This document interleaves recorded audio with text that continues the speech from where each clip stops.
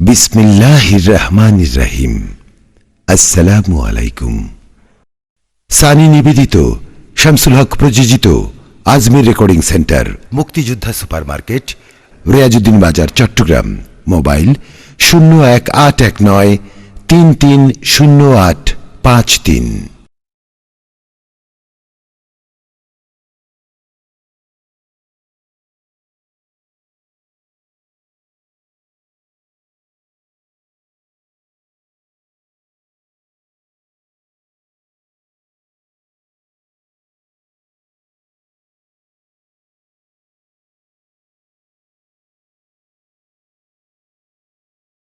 السلام عليكم ورحمة الله وبركاته.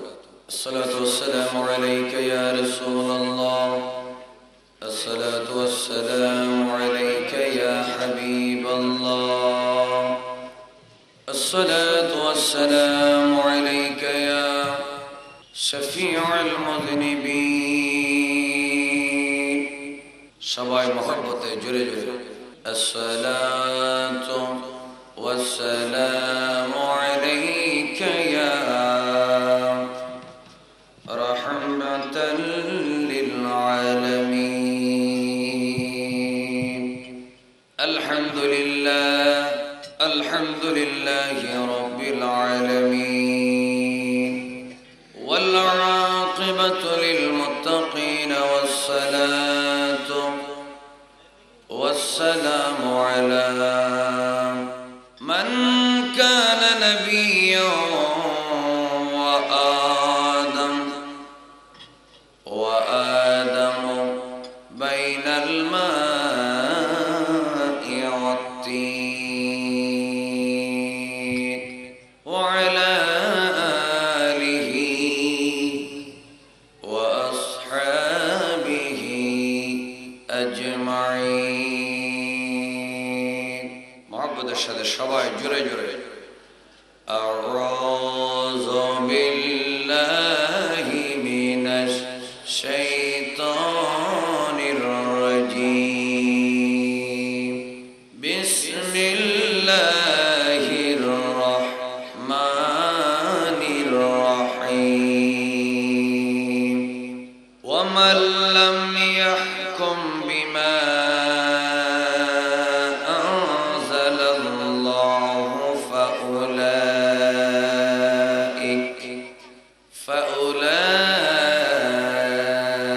فأولئك هم الفاسقون. إن الله وملائكته يصلون على النبي يا أيها الذين آمنوا صلوا عليه وسلموا تسليما. اللهم صل مولانا محمد وعلى آل سيدنا. কুরআনুল কারীমের একটি আয়াত, সূরা মায়েদার ৪৭ নম্বর আয়াত আমি আপনাদের সামনে তেলাওয়াত করেছি। আল্লাহ তাআলা বলেন, ওয়ামান লাম ইয়াহকুম বিমা আনজালাল্লাহ, যারা আল্লাহর বিধান অনুযায়ী শাসন করে না, ফাউলাইকা হুমুল ফাসিকুন, তারা হচ্ছে পাপী ফাসিক। বলুন মাহফিলের নাম কি? সবাই জোরে বলেন ঈদে মিলাদুন নবী। সবাই জোরে বলেন সাল্লাল্লাহু আলাইহি ওয়াসাল্লাম। মাহফিলের নাম আমার নবীর আগমনের ঈদ, কিন্তু আমরা এটা জানি আমার নবী যিনি, যার মিলাদ আমরা পালন করছি, সবাই জোরে বলুন সাল্লাল্লাহু আলাইহি ওয়াসাল্লাম। আমরা যেই নবীর মিলাদের মাহফিল করার জন্য এসেছি, আপনারা সবাই বলুন আমার নবীকে কে পাঠিয়েছেন? চিৎকার দিয়ে বলুন আমার নবীকে কে পাঠিয়েছেন? আরো জোরে। আমার নবীকে পাঠিয়েছেন আল্লাহ। আর আমাদেরকে সৃষ্টি করেছেন কে? সবাই মহব্বতে বলুন মারহাবা। যেহেতু আমাদেরকে আল্লাহ সৃষ্টি করেছেন আর আমার নবীকে আল্লাহ পাঠিয়েছেন, সুতরাং আমার নবীর মাধ্যমে আল্লাহ তাআলা সৃষ্টি জগতের সকল সমস্যার সমাধান আমাদের জন্য পাঠিয়েছেন। ঠিক কিনা? জোরে বলুন, ইসলাম ধর্মের সকল সমস্যার সমাধান আছে কিনা? আরো চিল্লায় বলেন আছে কিনা?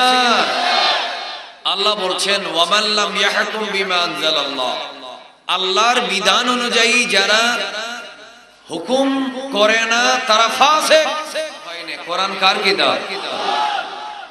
ইসলাম মানুষের ধর্ম, মানবতার ধর্ম, মানুষের কল্যাণের ধর্ম।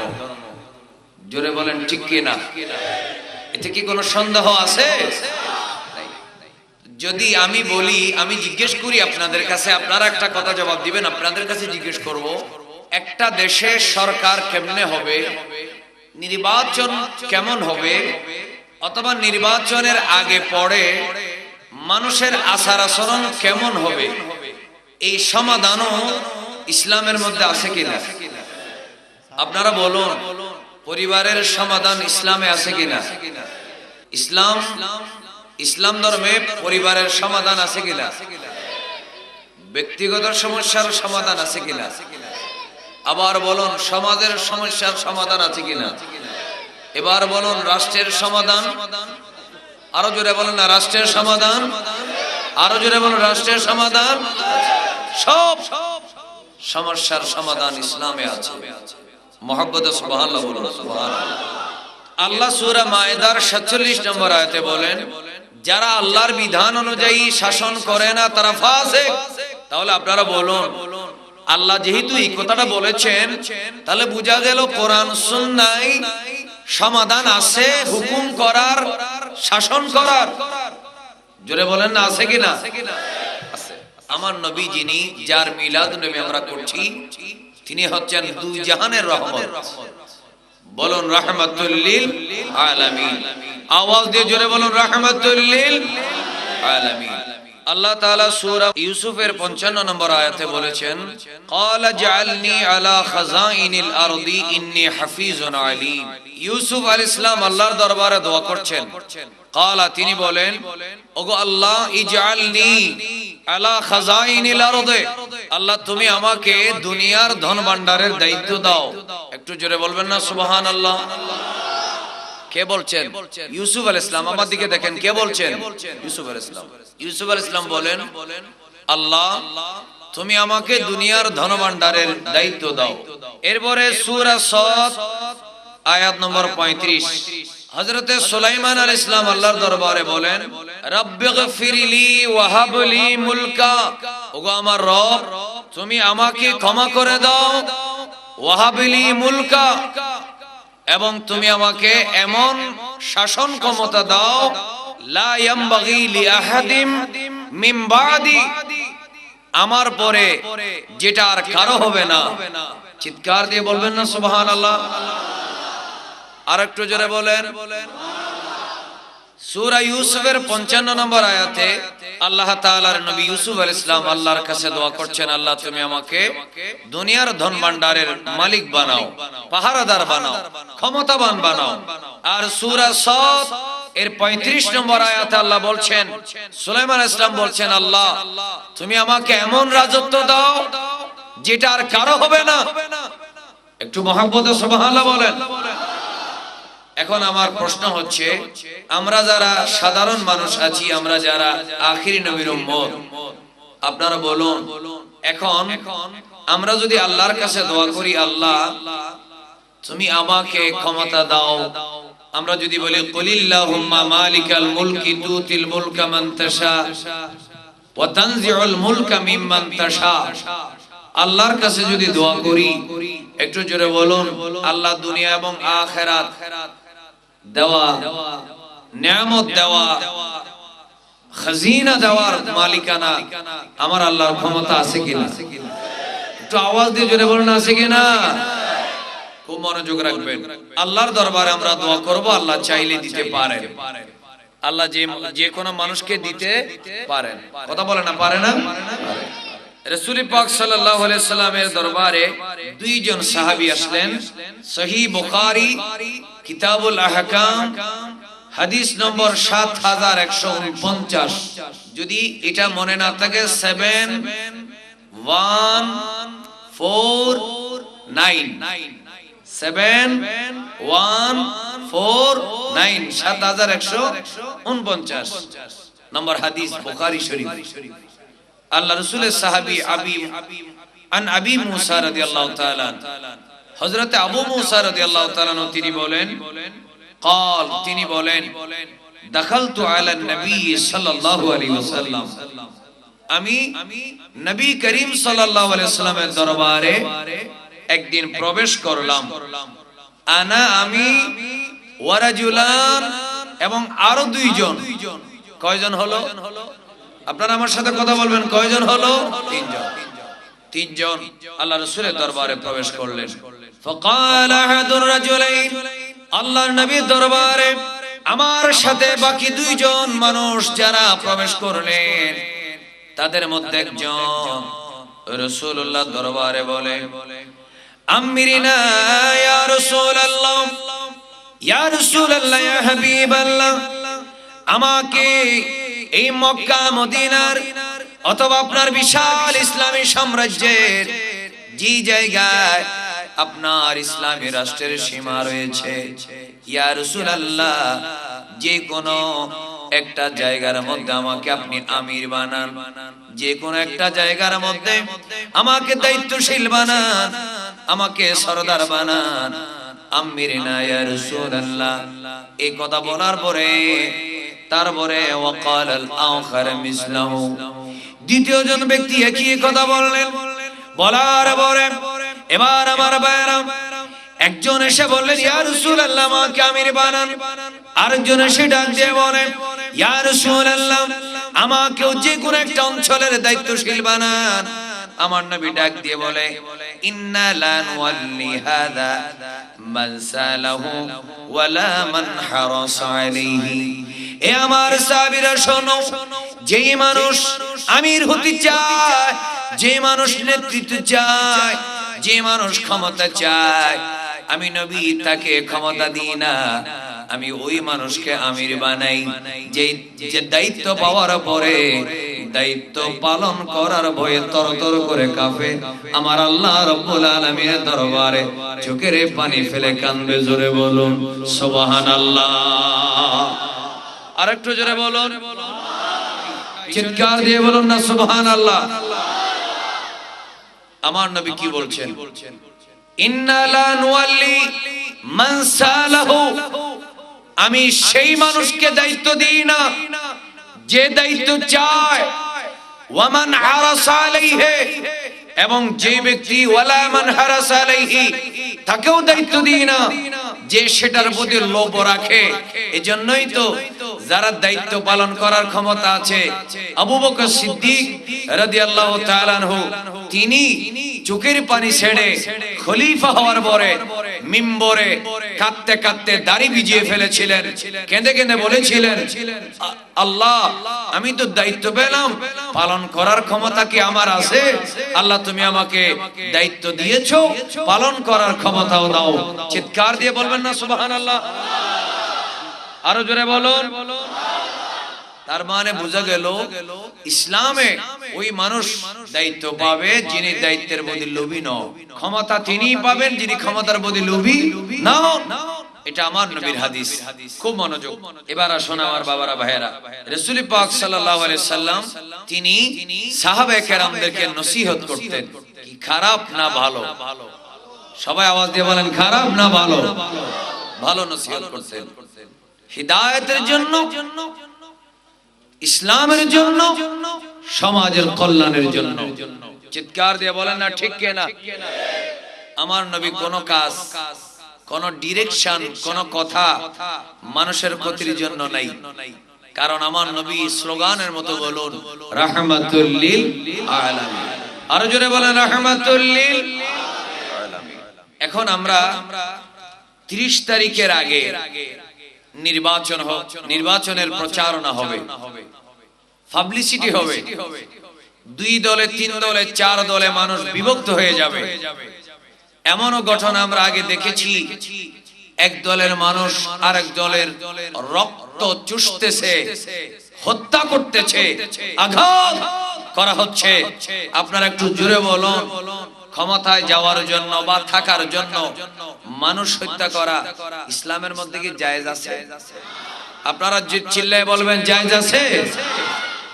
আজকে যে ওয়াজটা আমি করতেছি এটা মিলাদুন নবীর মাহফিলের বাইরের কিছু নয়, কারণ আমার নবীর দরবারের সকল সমস্যার সমাধান আছে।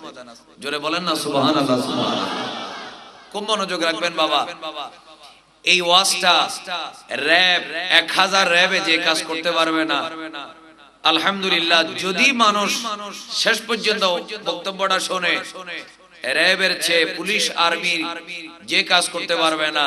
যদি কোরআন সুন্নাহর এফেক্ট, কোরআন সুন্নাহর প্রভাব আল্লাহ এমন ভাবে দিয়েছেন, মানুষ যদি হিদায়াত আমল করে তাহলে 1000 আর্মির চেয়ে এই কোরআন সুন্নাহর কথাটা বেশি কাজ দিবে। চিৎকার দিয়ে বলেন না ঠিক না? কারণ কোরআন সুন্নাহর সমাধান মুসলমানদের একমাত্র জীবন চলার পথেও। সুবহানাল্লাহ, সুবহানাল্লাহ। আপনারা কি শুধু মসজিদের মুসলমান? আমরা মসজিদেও মুসলমান, মসজিদের বাইরেও মুসলমান, ঠিক কিনা বলেন?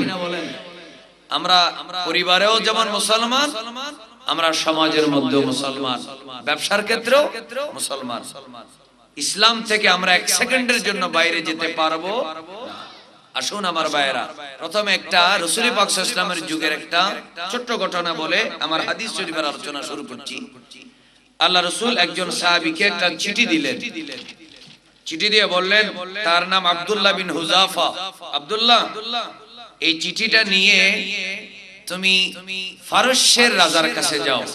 তো চিঠির মধ্যে আমার নবী লিখলেন, মিন মুহাম্মাদি রাসূলিল্লাহ, সবাই জোরে বলুন সাল্লাল্লাহু আলাইহি ওয়াসাল্লাম, ইলা আযীমি ফারিস, মুহাম্মদুর রাসূলুল্লাহর পক্ষ থেকে ফারসের বাদশার কাছে। এভাবে চিঠি লিখে ইসলামের দাওয়াতটা দিলেন। আব্দুল্লাহ বিন হুযাফা তিনি মদিনা থেকে রওনা দিলেন ফারস দেশে। তিনি ফারস দেশে গেলেন। গিয়ে ফারস দেশে গিয়ে কিসরা বাদশার সামনে এভাবে চিঠিটা দিলেন। চিঠি দেওয়ার পরে কিসরা বাদশা চিঠি পড়ছে। দেখা গেল মিন মুহাম্মাদির রাসূলিল্লাহ, আমার নবীর নাম আগে, ফারসের বাদশার নাম পড়ে। একটু জোরে বলবেন না সুবহানাল্লাহ? আওয়াজটা হলো না, আরো জোরে বলুন। আমার ভাইরা মনোযোগ, আল্লাহর নবী নিজের নাম মুবারক লিখলেন আগে, আর ফারসের বাদশার নাম লিখলেন পরে। পৃথিবীর মধ্যে ফারসের বাদশা ওই সময় পরাশক্তি ছিল, ওই সময় রোমের সম্রাট পরাশক্তি ছিল। তাদের কথায় সারা বিশ্বের ছোট ছোট রাজা বাদশারা উঠতো আর বসতো, ক্ষমতার পালাবদল হতো। ছোট ছোট দেশের প্রধানরা ফারস দেশকে ভয় পেত, আর রোম সম্রাটকে ভয় পেত, যা বলতো তাই করত। কিন্তু আমার ভাইরা, রোম সম্রাট, ফারস সম্রাট, সকল সম্রাটের যদি ক্ষমতা যদি এক পাল্লায় দেওয়া হয়, জোরে জোরে বলুন, আমার দয়াল নবীজির ক্ষমতা কম না বেশি? একটু জোরে বলুন না, কম না বেশি? বলুন আপনারা জোরে জোরে বলুন। আমার নবী কি পারস্য, রোম, এদেরকে আমার নবী ভয় পায়? আপনারা কথা বলবেন আমার সাথে, ভয় পান? কারণ আমার নবীর সাথে আমার আল্লাহ আছে কিনা? আরো চিল্লে বলেন আছে কিনা? আছে। এজন্য আমার নবী কাউকে ভয় পান না। এজন্য তিনি আগেকার যুগের যে প্রটোকল, যে নিয়ম ছিল, মিন মুহাম্মাদির রাসূলিল্লাহ না লিখে যার কাছে চিঠি দেওয়া হতো তার নাম লেখা হতো আগে, আর যিনি দিচ্ছেন তার নাম দেওয়া হতো পরে। কিন্তু আমার নবী নিজের নাম দিলেন আগে, ফারসি সম্রাটের নাম দিলেন পরে। একটু জোরে বলবেন না সুবহানাল্লাহ? চিঠির প্রথম লাইন পড়ে এভাবে আমি ছিড়ব না, এভাবে ধরে টান দিয়ে চিঠিটা ছিঁড়ে ফেলেছে। ফারসের বাদশা ডাক দিয়ে বলে, আব্দুল্লাহ বিন হুযাফা, তোমাকে কে পাঠিয়েছে? তো আব্দুল্লাহ বিন হুযাফা বলেন, আমাকে মদিনা মুনাওয়ারা থেকে আমার নবী পাঠিয়েছেন। সুবহানাল্লাহ বলেন। আমার ভাইরা মনোযোগ, আল্লাহর নবী সরকার দো আলম নূরে মুজাসসাম মুহাম্মদুর রাসূলুল্লাহ সাল্লাল্লাহু আলাইহি ওয়াসাল্লাম এই দুনিয়ার জমিনে কোন রাজা বাদশাকে ভয় পেতেন না, কাউকে তোয়াজ করতেন না, একটা মাত্র কারণ। একটু জোরে জোরে বলুন, আমার নবীর সাথে আমার আল্লাহ আছে কিনা? আরো চিল্লায় বলেন আছে কিনা? এই জন্য আমার ভাইরা, আল্লাহর নবী নিজের নাম লিখলেন আগে, আর ফারসের বাদশার নাম লিখলেন পরে। আব্দুল্লাহ বিন হুযাফার দিকে তাকাইয়া এবার ওই কিসরা ফারসের বাদশা চিঠিটা ছিঁড়ে ফেললো, ছিঁড়ে ফেলে দিল আর বলল, এই মুহূর্তে আমার কাছ থেকে দূরে চলে যাও। তোমার নবী তিনি কেমন সাহসী, কেমন সাহস। হযরত আব্দুল্লাহ বিন হুযাফা বলে, ও কিসরার বাদশা, এত অহংকার করো না। চিঠি নিয়ে আসার সময় আমার নবী আমাকে একটা জিনিস বলে দিয়েছে, অতি অহংকার বলো না। তোমার বাদশার সিংহাসনের নিচে যে মাটিটা দেখা যায়, ওই মাটির ক্ষমতা একদিন মুসলমানের কদমের নিচে চলে আসবে। আরো জোরে, খুব মনোযোগ রাখবেন। আমি আপনাদেরকে আগামী 15 দিন কিভাবে চলবেন সেটার একটা ডিরেকশন দেব। কোন দলের পক্ষেও নয়, বিপক্ষেও নয়। আপনাদের কি কোনো আপত্তি আছে? না, জোরে বলেন নাই তো আপনারা। কোন আপত্তি আছে? আপনাদের কোন আপত্তি আছে? কোরআন সুন্নাত থেকে আমি শুধু এই 15 দিন কিভাবে আপনারা চলবেন এবং এর পরবর্তীতে এটার একটা ডিরেকশন দেব। তার আগে আমি এই আলোচনাটাকে শেষ করি। ফারসের বাদশা চিঠি ছিঁড়ে বলতেছে, তোমাদের নবীকে আমি দেখে নেব। আর আব্দুল্লাহ বিন হুযাফা বলতেছেন, আমার নবী যখন চিঠি দিয়েছেন আমাকে বলেছেন তোমার পায়ের নিচের মাটিও নাকি আমার নবী দখল করবেন। আর একটু জোরে বলবেন না? এটা বলা মাত্র বের হও, আউট আউট করে দিয়েছে। আব্দুল্লাহ বিন হুযাফা বের হয়ে গেলেন। তিনি তো রাসূলের সাহাবী, তিনি তো চালাক। তিনি চিন্তা করলেন এখানে সময় নষ্ট করার কোনো সুযোগ। তিনি ঘোড়ায় চড়ে দ্রুত চলে আসলেন। এদিকে 2 মিনিট 3 মিনিট পরে ফারসের বাদশা ডাক দিয়ে বলে, এই তোরা একে যেতে দিলে কেন? একে তো মেরে ফেলার দরকার ছিল, তাড়াতাড়ি খুঁজে আন।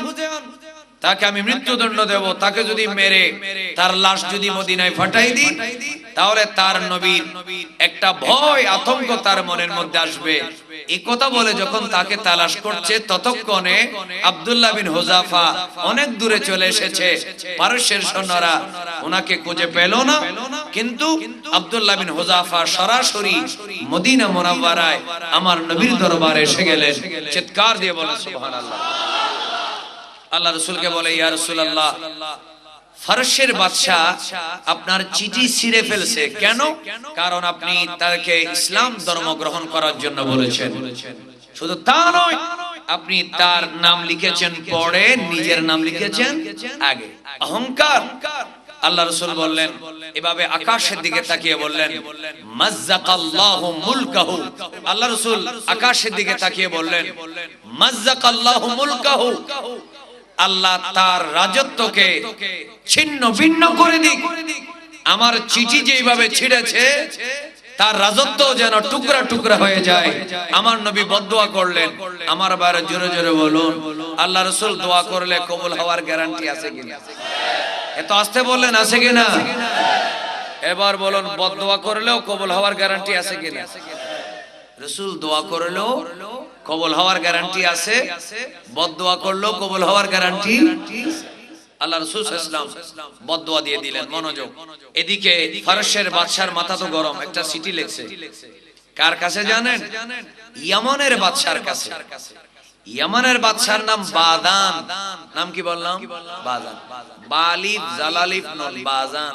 বাজান এ হচ্ছে আবার ফারসের বাদশার আন্ডারে। তো চিঠিতে বলল, এই বাজান, তুমি তাড়াতাড়ি মদিনা শরীফ একটা চিঠি নিয়ে যাও। তাড়াতাড়ি মদিনা শরীফে চিঠি নিয়ে যাও। মদিনার যিনি রাষ্ট্রপ্রধান তাকে হুকুম দাও স্বেচ্ছায় তিনি যেন আমার কাছে এসে আত্মসমর্পণ করে, যদি আত্মসমর্পণ করে আমি তাকে ক্ষমা করে দেব, আর যদি আত্মসমর্পণ না করে তাহলে আমি মদিনা ধূলিসাৎ করে দেব। চিৎকার দিয়ে বলবেন না নাউজুবিল্লাহ। আল্লাহ রাসূল সাল্লাল্লাহু আলাইহি ওয়াসাল্লাম কে ভয় লাগানোর জন্য ইয়ামানের বাজার বাদশার কাছে চিঠি দিল। ইয়ামানের বাদশা দুইজন মানুষকে দিয়ে একটা চিঠি পাঠাইলো, কোথায়? সোনার মদিনায়। সুবহানাল্লাহ বলেন। এই দুইটা মানুষ কিন্তু মদিনা কোথায় চিনে না। এরা ইয়ামান থেকে যাইতে যাইতে প্রথমে চলে গেছে তায়েফে। কোথায় গেছে? তায়েফে। সৌদি আরবে যারা গেছেন তারা তায়েফ জানেন। মদিনা একটা জায়গা, তায়েফ আর একটা, মক্কা আর একটা জায়গা।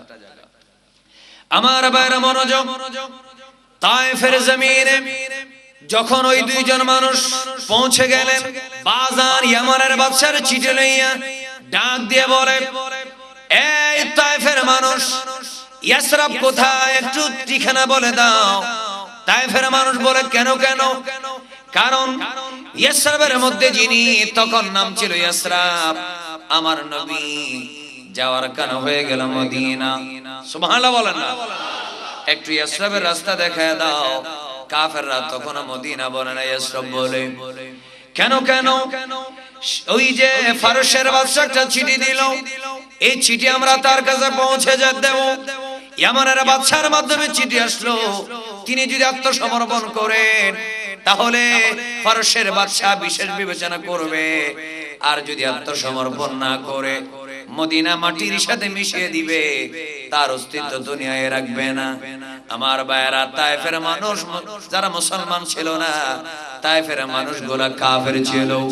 এই কাফেররা খুশি হয়ে গেল, দৌড়ে দৌড়ে মক্কায় চলে গেল।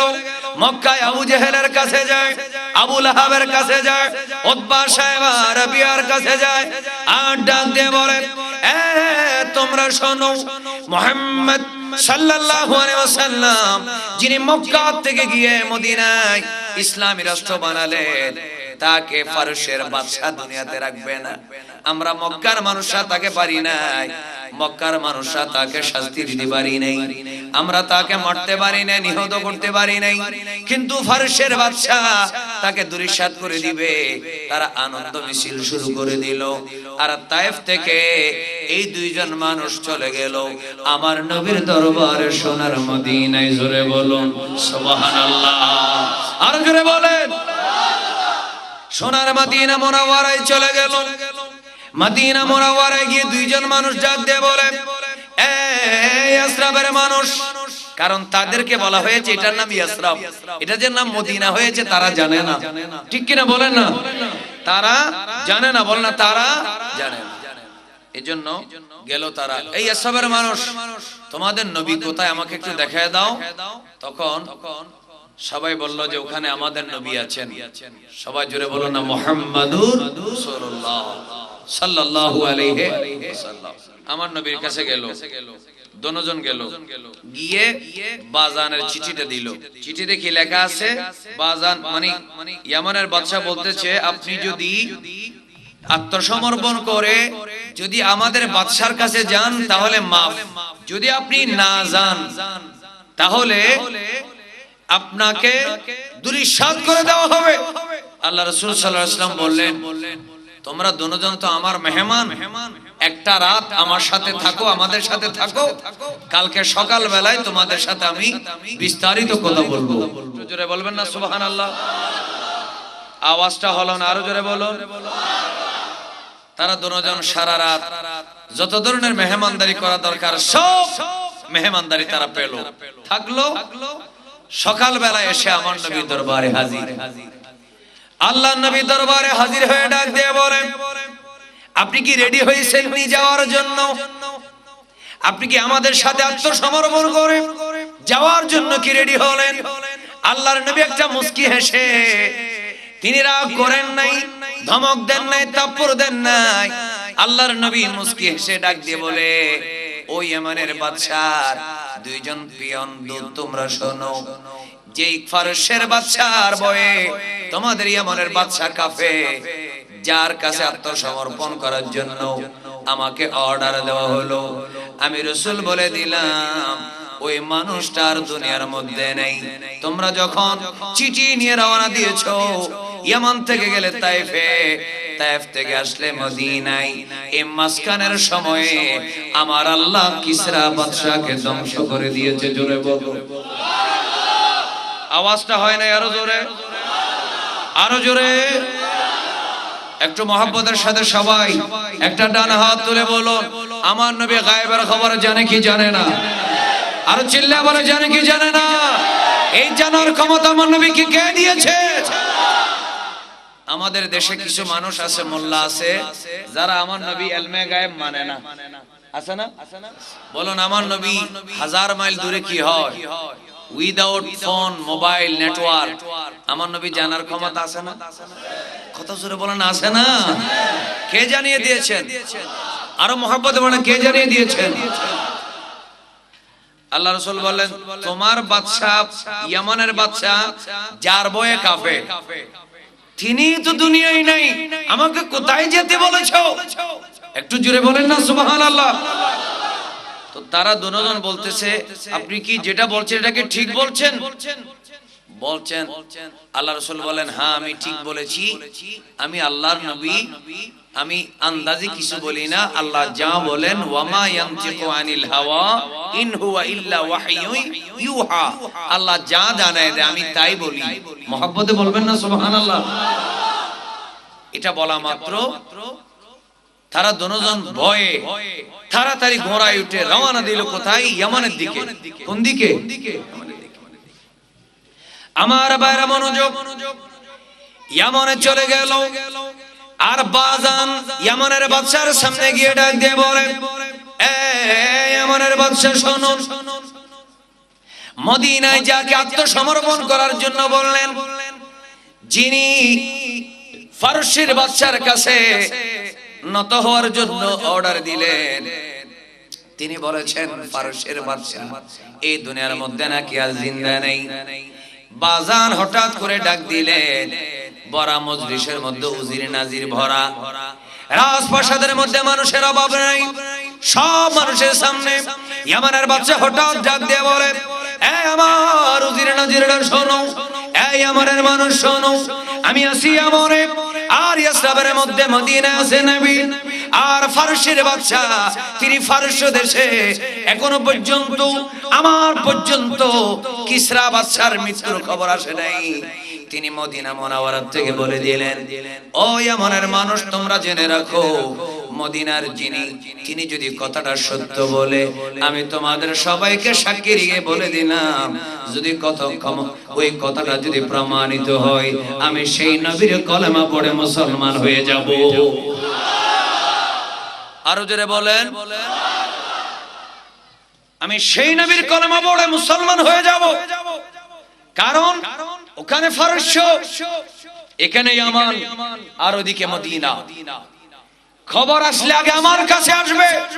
আমি ফারস দেশের আন্ডারে একটা রাজা, মদিনা অনেক দূরে, আমার আগে ইনি কিভাবে খবর পেলেন আমি জানি নিবি, ইনি কিভাবে জানলেন? যদি কথাটা ঠিক হয়, ফারসের বাদশা মারা গেছে, আমি ইয়ামানের মানুষদের তোমাদেরকে সাক্ষী রেখে বলছি, তোমরাও আমার সাথে মুসলমান হবে কিনা?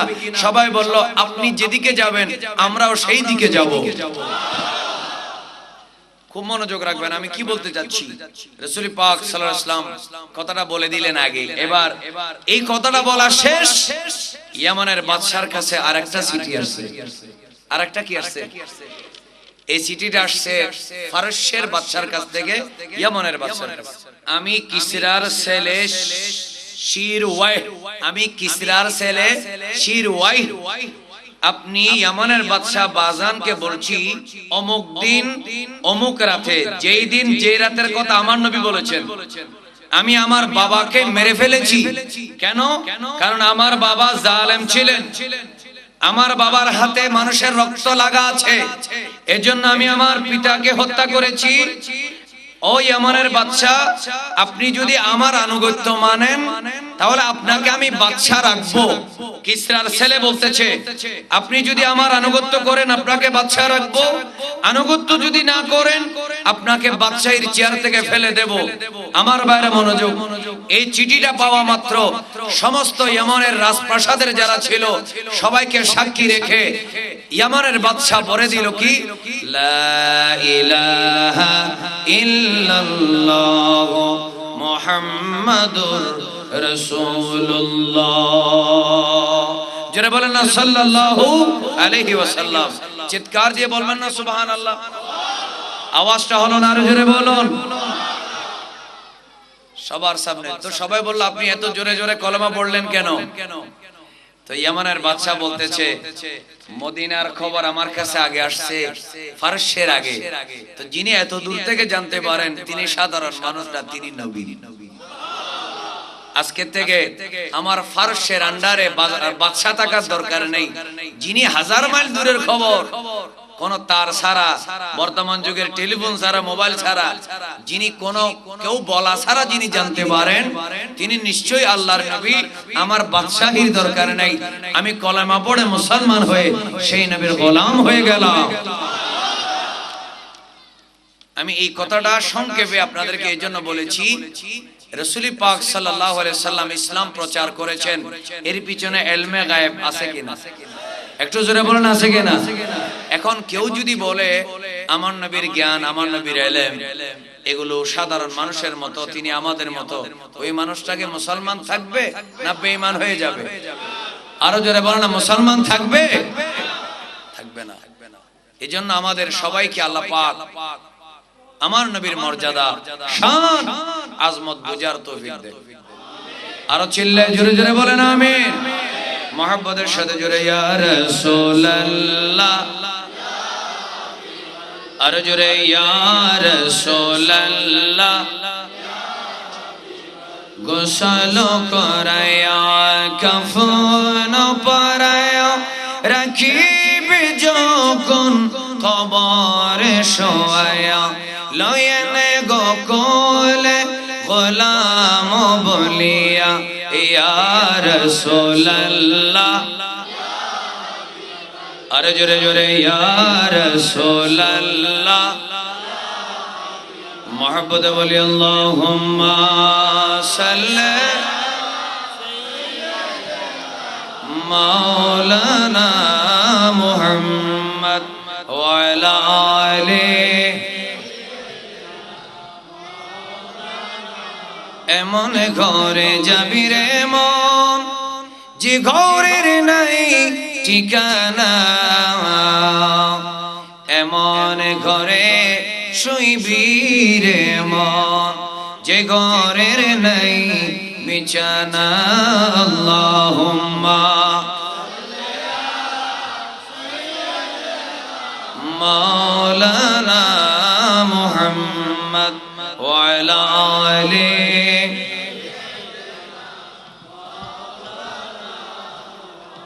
আসুন এবার আপনারা বলুন, এবার যদি কেউ দুনিয়াতে এর সামনে ইলেকশন আসছে আমরা মারামারি করব না, সবাই অ্যাসেম্বলির মতো বলবেন আমরা মারামারি করব।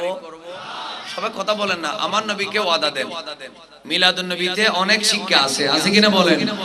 বলেন আমরা মারামারি করব, হানাহানি করব, রক্তপাত করব, জোরে বলুন কোন মুসলমানকে আঘাত করব, এটা ইসলামে আছে? আসেন এবার আমি হাদিস শরীফ থেকে বলি। বুখারী শরীফের হাদিস কিতাবুল আহকাম, হাদিস নম্বর 7145। এর আগে যে হাদিসটা বলেছিলাম এটা 7149, আর এখন যে হাদিসটা বলছি এটা হলো 7145। খুব মনোযোগ। আল্লাহ রাসূলের সাহাবী আলী রাদিয়াল্লাহু তাআলা আনহু থেকে বর্ণিত, তিনি বলেন ক্বালা বাআসান নবী সাল্লাল্লাহু আলাইহি ওয়াসাল্লাম সারিয়াতান। আল্লাহ রাসূল একটা সারিয়া, ছোট দল একটা জায়গায় যুদ্ধের জন্য পাঠালেন। একটু জোরে বলবেন না সুবহানাল্লাহ। যুদ্ধের জন্য পাঠালেন। যে কোন একটা দল যদি কোথাও পাঠায়, সেনাবাহিনীর দল, সেখানে একজন আমির আছে কিনা? একজন সরদার থাকে না? আমার সাথে কথা বলবেন, থাকে না? একজনকে সরদার বানালেন। যে কোনো কারণে হোক সেই সরদার রেগে গেল, অনুসারী যারা, কর্মী যারা, অন্যান্য যারা রাসূলের সাহাবী, তাদের উপরে যে কোনো কারণে তিনি রেগে গেলেন। রেগে কি বলছেন জানেন? আলাইসা কাদ আমারা নবী সাল্লাল্লাহু আলাইহি ওয়াসাল্লাম আন তুতিউনি, আমার নবী কি তোমাদেরকে অর্ডার দেয় নাই আমার কথা যা বলবো তা মানার? আমি যা বলবো তাই মানার অর্ডার কি আমার নবী তোমাদেরকে দেয় নাই? একটু জোরে বলবেন না সুবহানাল্লাহ। তো তারা বলল ক্বালু বালা, হ্যাঁ আমার নবী আপনাকে যা বলবেন তা মানার জন্য আমাদেরকে অর্ডার দিয়েছেন। সুবহানাল্লাহ বলেন। তো তিনি রেগে গেলেন। রেগে কি বললেন? খুব মনোযোগ। রেগে বললেন ঠিক আছে, যেহেতু আল্লাহর নবী আমাকে বলেছেন আমি যা বলবো তোমরা তাই করবে, আমার অর্ডার হলো লামা জামাতুম হাতাবান, তোমরা কিছু লাকড়ি জোগাড় করো, সুম্মা আওকাতুম নারা, সেই লাকড়ির মধ্যে আগুন জ্বালাও, সুম্মা দাখালতুম ফিহা, সেই আগুনের মধ্যে ঢুকে যাও।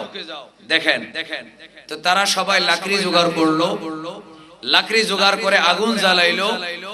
তো যিনি আমির তিনি বললেন এবার আগুনে ঢুকে যাও। তারা আগুনে ঢুকবে কি ঢুকবে না, বড় মজার ব্যাপার। একজন আরেকজনের দিকে দেখতেছে, কিরে উনি রেগে মেগে আমাদেরকে বলছেন নবী যা বলছেন তা করার জন্য, তিনি রাগান্বিত হয়ে বলছেন আমরা আগুনে ঢুকে যেতাম। তো একজন বলতেছে কি জানেন? ইন্নামা তাবাইনা নবী সাল্লাল্লাহু আলাইহি ওয়াসাল্লাম ফিরারাম মিনান নার, আমরা তো ইসলাম কবুল করেছি আগুন থেকে বাঁচার জন্য। সুবহানাল্লাহ বলেন না। মুসলমানরা কি জাহান্নামে যাবে? জোরে বলেন না, মুসলমানরা জাহান্নামে যাবে? নবীর আশিক কি জাহান্নামে যাইতে পারে? আমরা আগুন থেকে বাঁচার জন্যই তো মুসলমান হয়েছি, আগুন থেকে বাঁচার জন্য। আর ইনি আমাদেরকে আগুনে ঢুকতে বলছেন। এই কথা বলে তারা কেউ আগুনে ঢুকে নেই, চলে আসলো। আসার পরে আল্লাহ রাসূলকে বিচার দিল।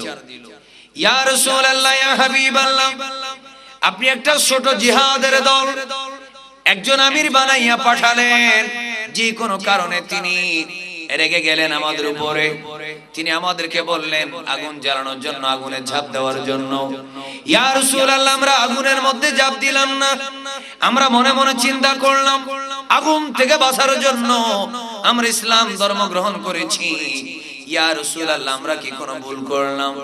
আমার ভাইরা, এমন সময় আমার নবী ডাক দিয়ে বলেন লাউ দাখালুহা মা খারাজু মিনহা আবাদা, হে আমার সাহাবীরা শোনো, তোমরা যে সিদ্ধান্ত নিলা এটা সুন্দর ছিল, আগুনের মধ্যে তোমরা যে ঢুকা নাই, ওই যে যখন বললো আগুনের মধ্যে ঢুকে যেতে তখন তার মাথার মধ্যে রাগ ছিল।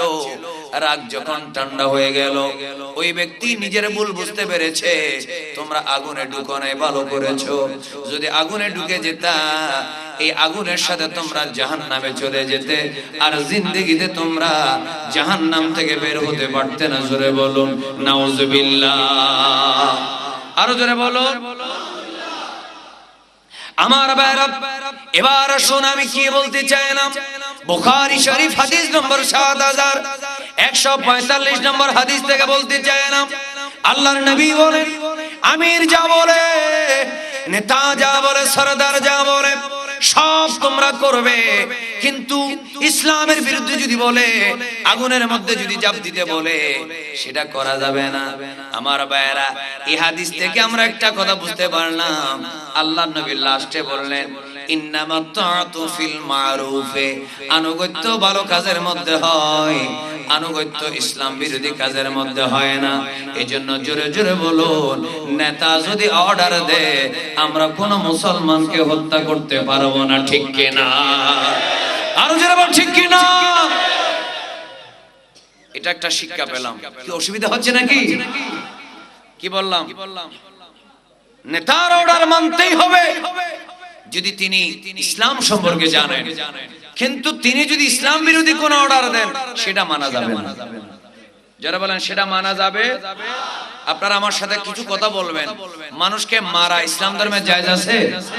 ঠ্যাং ভেঙে দেওয়া, হাত ভেঙে দেওয়া, মাথা ফাটিয়ে দেওয়া, জোরে বলবেন মাথা ফাটিয়ে দেওয়া, কাউকে কোনো কাজের জন্য জোর করা জায়েজ নাই।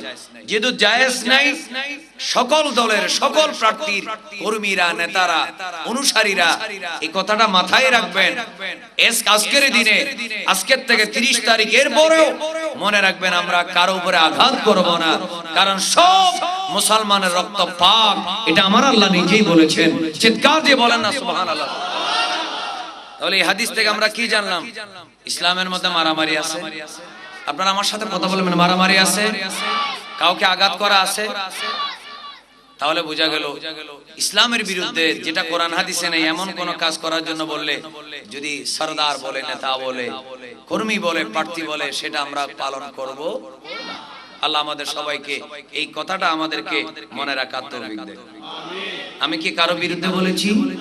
বলেন, আমি কোন দলের নাম ধরেছি?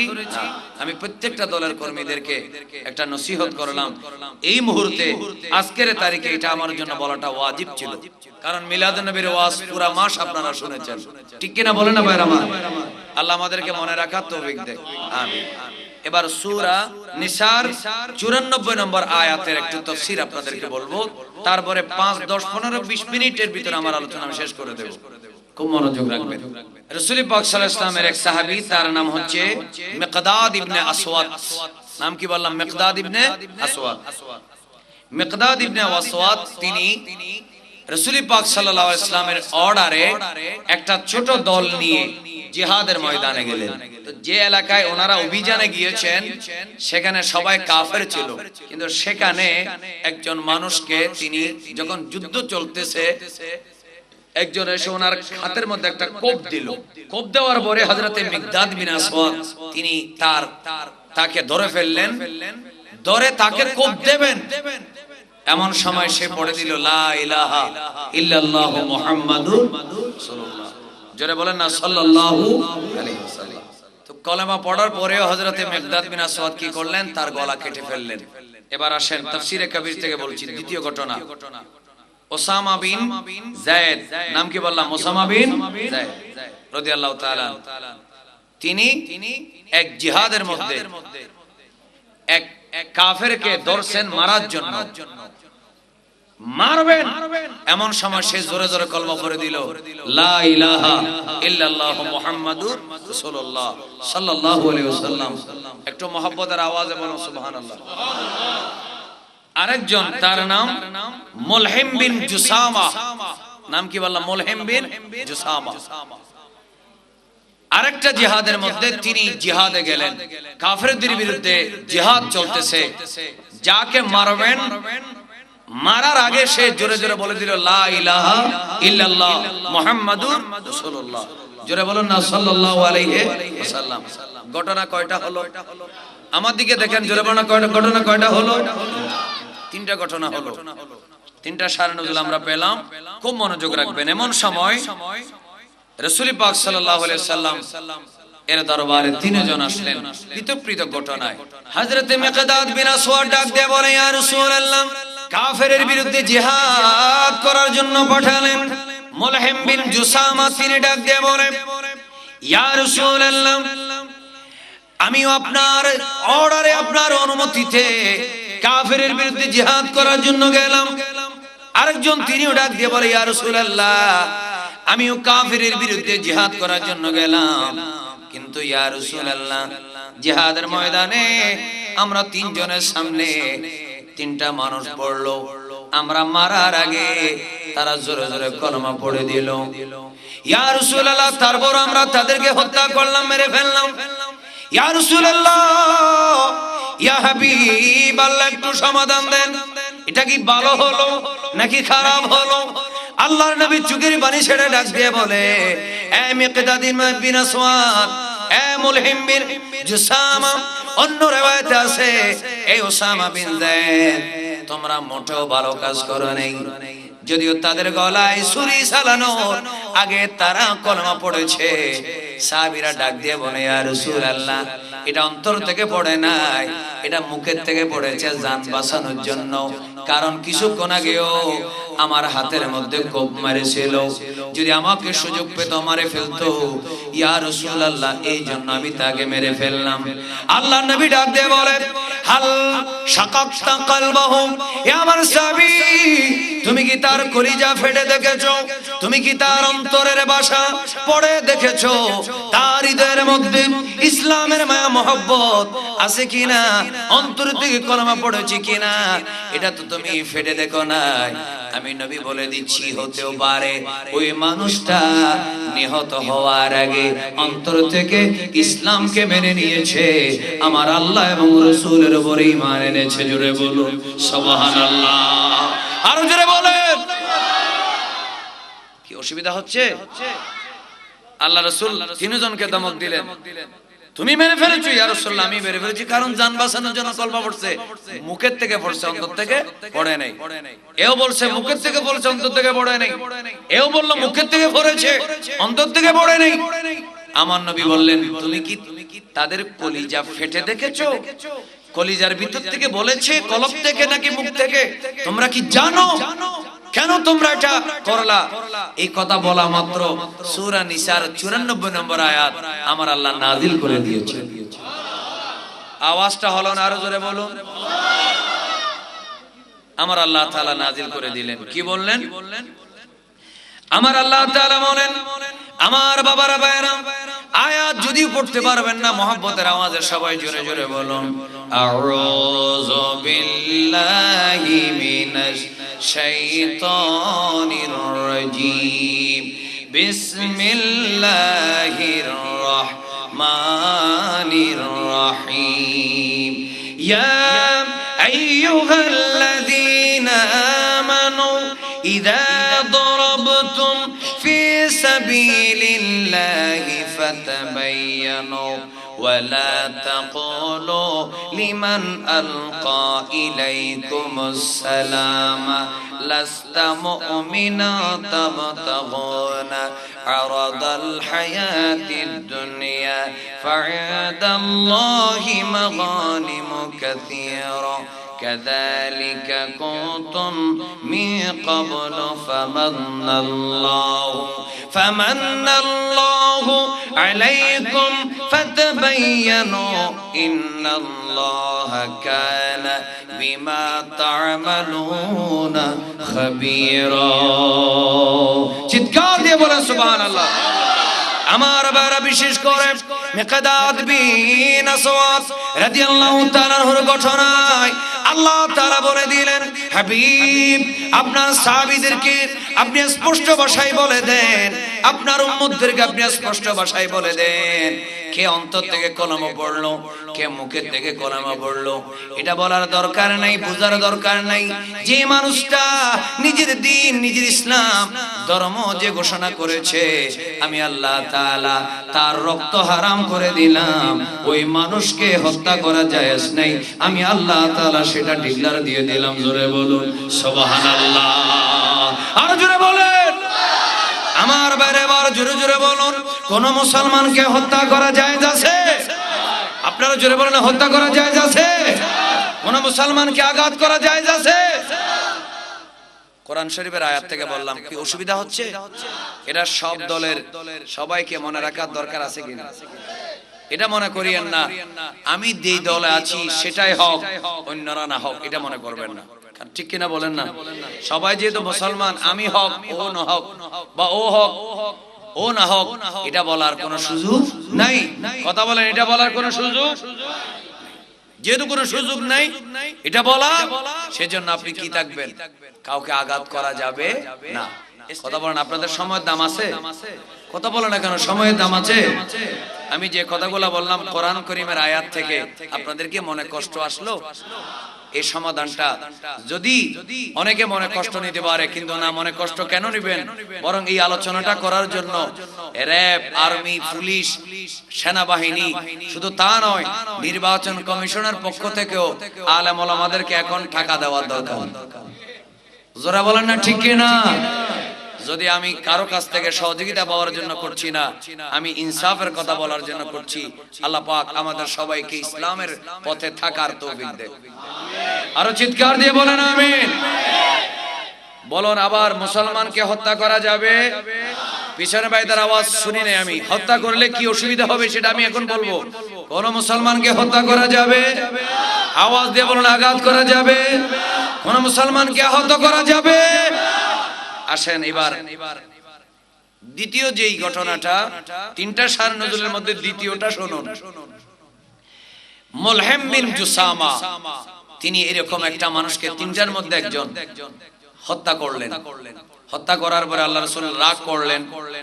রাগ করার কিছুদিন পরে মুলহিম বিন জুসামা ইন্তেকাল হলেন। বলেন ইন্না লিল্লাহি ওয়া ইন্না ইলাইহি রাজিউন। আল্লাহ রাসূল তাকে বলেছিলেন, তুমি ভুল করেছো, কেন কলেমা পড়ার পরেও হত্যা করলে? সে মানুষটা ইন্তেকাল হলো, মারা গেল, তাকে কবর দেওয়া হলো। দিনের বেলা কবর দিছে, রাতে চলে গেছে। আবার যখন সকাল হলো, ফজরের সময় দেখা যায় লাশ মাটির ভিতরে নাই, মাটির উপর উঠে গেছে। সুবহানাল্লাহ বলেন। আবার আত্মীয় স্বজন গিয়ে শোনেন, আত্মীয় স্বজন গিয়ে আবার তাকে কবর দিয়ে দিল।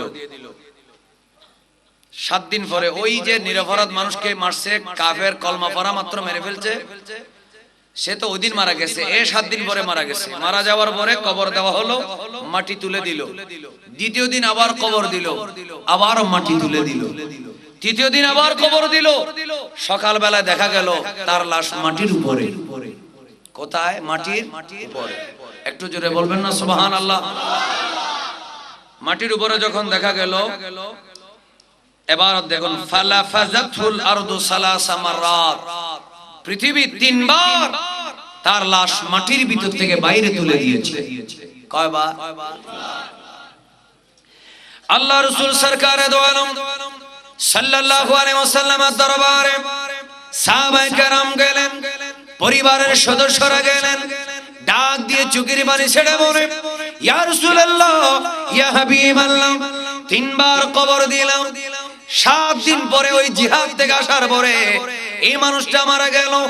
3 বার ওই কবর ভিতর থেকে তাকে মাটির উপরে বের করে দেওয়া হলো। ইয়া রাসূলুল্লাহ, আমরা এখন কি করব বুঝতে পারলাম না। আল্লাহ রাসূল ডাক দিয়ে বলেন, ইন্নাল আরদা লা তাকবালু মান হুয়া শাররুম মিনহু ওয়ালাকিন্নাল্লাহ আরাদা আন ইউরিয়াকুম আজমাল জামবে ইনদাহু। আল্লাহ রাসূল এবার ডাক দিয়ে বলেন, এ আমার সাহাবীরা, এই দুনিয়ার জমিনে তার চেয়ে বড় অপরাধ করেছে। একটা নয়, 2টা নয়, 10টা নয়, 1000 মানুষ হত্যা করেছে। এমন মানুষকেও মাটি গ্রহণ করেছে।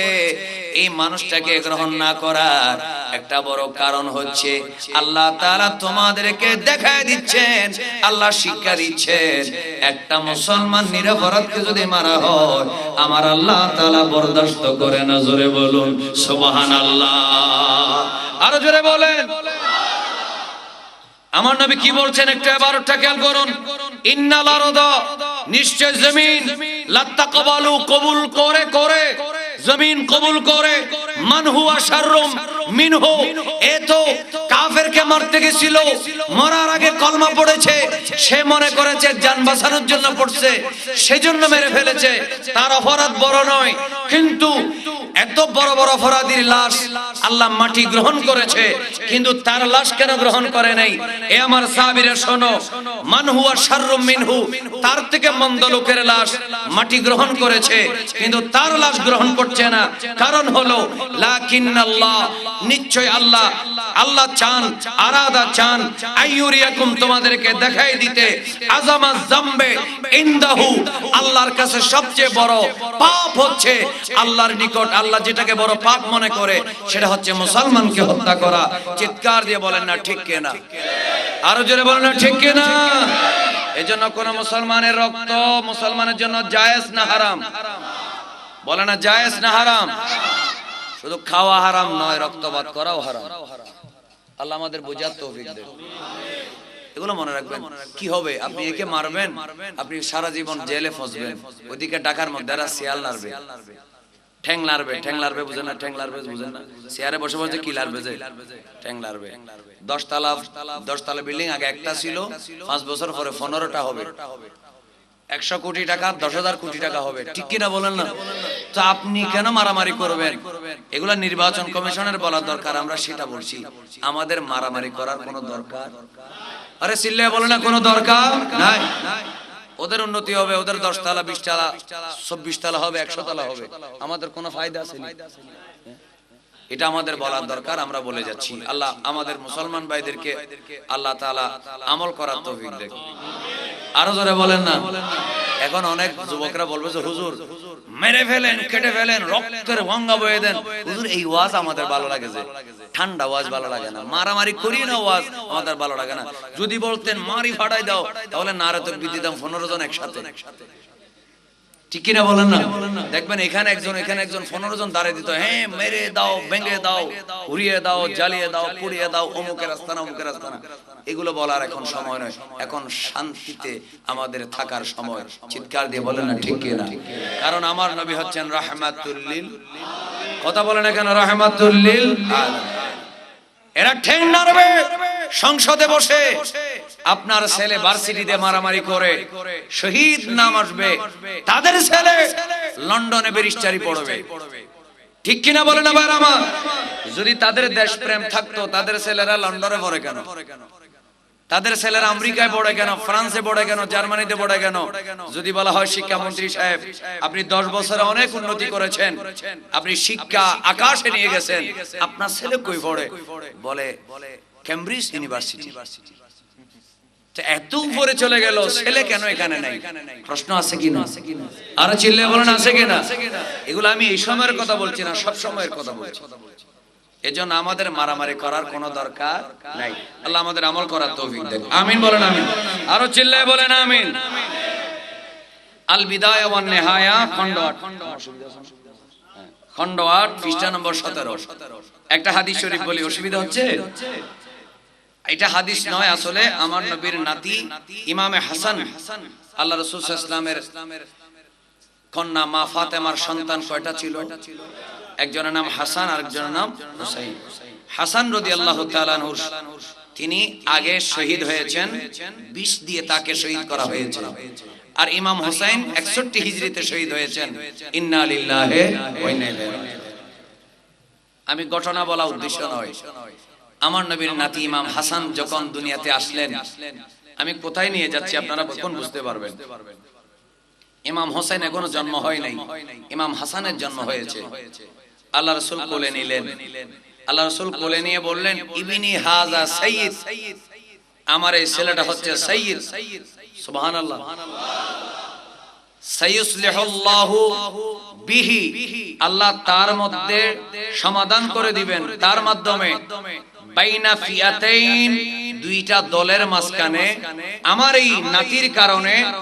আল্লাহ রাসূল বলতেন ইবনি, ইবনি মানে এখানে সন্তান শব্দ, সন্তান মানে এখানে নাতি। আমার নবী নিজের নাতিকে হাসান হোসেনকে নিজের সন্তান বলতেন, নাতি বলতেন না। কারণ আওলাদ রাসূল আওলাদ হয় ছেলের মাধ্যমে, কিন্তু আমার নবীর আওলাদরা মা ফাতেমার মাধ্যমে। তাহলে আমার নবী এইজন্য বলেন পৃথিবীর সবার আওলাদ ছেলের ঘরে হয়, আমার আওলাদ হবে ফাতেমার ঘরের, ফাতেমার সন্তান হাসান হোসেন, এটা আমার সন্তানের মতো। চিৎকার দিয়ে বলবেন না সুবহানাল্লাহ। আমার নবী বলেন এই হাসানের মাধ্যমে দুইটা দল সমাধান পাবে। কি পাবে? কারবালার ঘটনার অনেক আগে 41 হিজরিতে কারবালার ঘটনা হয়েছে, 61 হিজরিতে। আর ইমাম হাসান যে ঘটনা করেছেন সেটা হচ্ছে 41 হিজরিতে। চিৎকার দিয়ে বলবেন না সুবহানাল্লাহ। তিনি কি করেছেন, কিভাবে সমাধান দিয়েছেন আমাদের জানার দরকার আছে, আপনাদের জানার দরকার আছে। এখন তো মোল্লার কোনো দরকার নেই। এখন একজন নায়ক মারা গেলে রাষ্ট্রপতি শোক দেয়, একজন গায়ক মারা গেলে প্রধানমন্ত্রী শোক দেয়। ফারুকী যখন মারা গেল কেউ শোক দেয় নাই। কে দিয়েছে কে দেয় নাই সেটা আমাদের জানা আছে, এটা আমরা বলবো না। আইয়ুব বাচ্চুর থেকে ফারুকীর দাম কম, কথা বলে না কেন? কম, কম না বেশি? তো কিছু কিছু মুখ বন্ধ আছে কেন? আল্লামা ফারুকীর দাম কি আইয়ুব বাচ্চুর থেকে কম? আজকে যে মারা গেল, আমি তো সাধারণত টিভি দেখি না, কিন্তু এখন এখানে যেহেতু 10টা বাজে আসবো, কি করব, নিউজ গুলা মুখস্থ করতেছি, কে কি বলতেছে এগুলো দেখার আমাদের একটা কি আছে না, মাঝে মাঝে সুযোগ হলে নিউজ দেখি। তো দেখলাম এখানে আমজাদ হোসেন নামক একজন লোক মারা গেছে, নাটক করতো, অনেক কিছু করতো, আমি জানি না সে কি করতো। রাষ্ট্রপতি শোক দিল, প্রধানমন্ত্রী শোক দিল, কিন্তু জালালউদ্দিন আল কাদেরী যখন মারা গেছে তখন কেউ শোক দেয় নাই। নঈমুদ্দিন আল কাদেরী যখন 20 বছর আগে মারা গেছে তখনকার সরকার শোক দেয় নাই। আল্লামা বাকিবিল্লাহ জালালী যখন নিখোঁজ হয়েছেন তখনকার সরকার শোক দেয় নাই। ঠিক কিনা বলেন না? কারণ ওনাদের কাছে যারা ক্ষমতায় আসে বা ক্ষমতা থেকে চলে যায়, তাদের কাছে নায়ক নায়িকা গায়ক গায়িকা বড়, আলেম ওলামারা ছোট। এই জন্য এত ভয় পাওয়ার দরকার নাই, হক কথা আমরা বলে দেবই দেব। জোরে বলেন না ঠিক কিনা? এত ভয় পাওয়ার দরকার কি? এটাও দেখ যেরকম এটাও সেরকম, একই রকম। আল্লাহ আমাদের বুঝার তৌফিক দান করুন, আমিন। আপনারা কি রাগ করেছেন নাকি বাবা? ইমাম হাসান বলেন, ইমাম হাসান কোন হিজরি? 41। কথা জোরে বলেন, কোন হিজরি?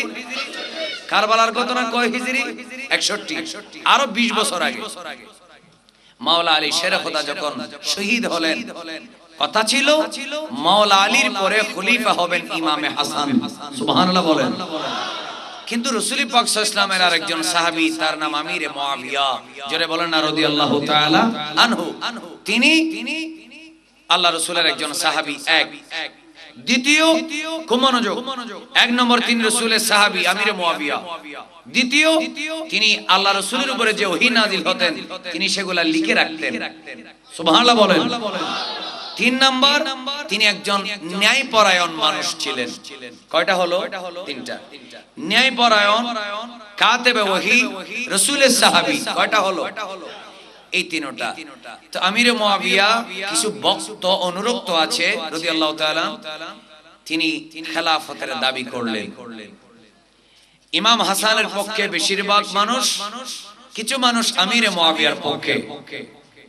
কারবালার ঘটনার 20 বছর আগে মিলাই ফেলবেন না, খেয়াল রাখবেন।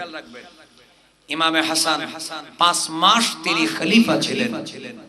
সুবহানাল্লাহ বলেন। তিনি আস্তে করে কি করলেন জানেন? তিনি দেখলেন কিছুদিনের মধ্যেই যদি আমি খেলাফতের আসনে বসে থাকি, আমিরে মুআবিয়ার পক্ষে যারা আছে তাদের সাথে আমার ভক্তদের একটা মারামারি হবে। মারামারি হলে আমার পক্ষে থেকে যদি একজন মারা যায়, ওখানে 3 জন। আমার এখানে যেহেতু মানুষ বেশি, এখানে একজন হলেও মারা যাবে, এখানে 100 জন হলে এখানে 10 জন হবে, মারা যাবে। এরাও মুসলমান, এরাও মুসলমান, এরাও ইসলামী রাষ্ট্র চায়, এরাও ইসলামী রাষ্ট্র চায়, এরাও কল্যাণ চায়, এরাও কল্যাণ চায়, এরাও বলে লা ইলাহা ইল্লাল্লাহ, এরাও বলে লা ইলাহা ইল্লাল্লাহ, এরাও বলে মুহাম্মাদুর রাসূলুল্লাহ, এরাও বলে মুহাম্মাদুর রাসূলুল্লাহ সাল্লাল্লাহু আলাইহি ওয়াসাল্লাম। চিৎকার দিয়ে বলবেন না সুবহানাল্লাহ। ইমামে হাসান নিজে তিনি আস্তে করে আমিরে মুআবিয়ার কাছে চলে গেলেন। সুবহানাল্লাহ। খুব মনোযোগ রাখবেন বাবা, আমি কি বলতে চাচ্ছি। কেন মারামারি করবেন? কার জন্য? কোনো লাভ নাই, ফায়দা নাই, সব ফালতু। আমিরে মুআবিয়া রাদিয়াল্লাহু তাআলা রাসূলুল্লাহ সাহাবী ছিলেন, আমরা তার সমালোচনা করব না, কারণ নবীর তিনি ওহী নাযিল হলে যারা ওহী লিখে রাখতেন তিনি একজন ছিলেন। এই জন্য আমিরে মুআবিয়া কাতেব ওহী ছিলেন, তিনি ওহীগুলা লিখে রাখতেন। আমিরে মুআবিয়া রাদিয়াল্লাহু তাআলা আনহুর কাছে ইমাম হাসান গেলেন। ইমাম হাসান গিয়ে ডাক দিয়ে বলেন, ইয়া আমিরুল মুমিনিন, আমি আপনাকে আমিরুল মুমিনিন বললাম। আমিরে মুআবিয়া রাদিয়াল্লাহু তাআলার পাশে যারা ছিল সবাই যুদ্ধ করার জন্য রেডি ছিল। ইমামে হাসান যখন হাজির হয়ে গেলেন সবাই আশ্চর্য হয়ে গেল। ইমামে হাসান ডাক দিয়ে বলে, আমি বিশাল মুসলমানের 2টা দলকে রক্তপাতের সংঘর্ষ থেকে বাঁচানোর জন্য আমি আমার ক্ষমতার চেয়ারটা ছেড়ে দিলাম। জোরে বলুন, আওয়াজটা হয় না, আরো জোরে।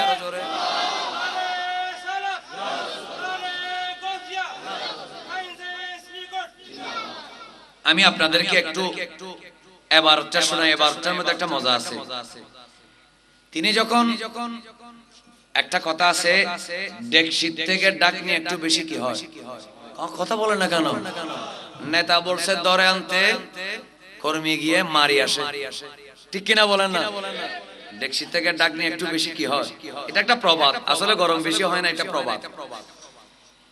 ইমামে হাসানের যারা ভক্ত, তিনি কুফা থেকে যখন এসে গেলেন, খেয়াল করবেন, ফালাম্মা কাদিমাল হাসান ইবনে আলী আল কুফা, তিনি যখন কুফায় ফেরত আসলেন ইমাম হাসান, তো ওনার পক্ষে যারা ছিল তাদের মধ্যে একজনের নাম আবু আমের।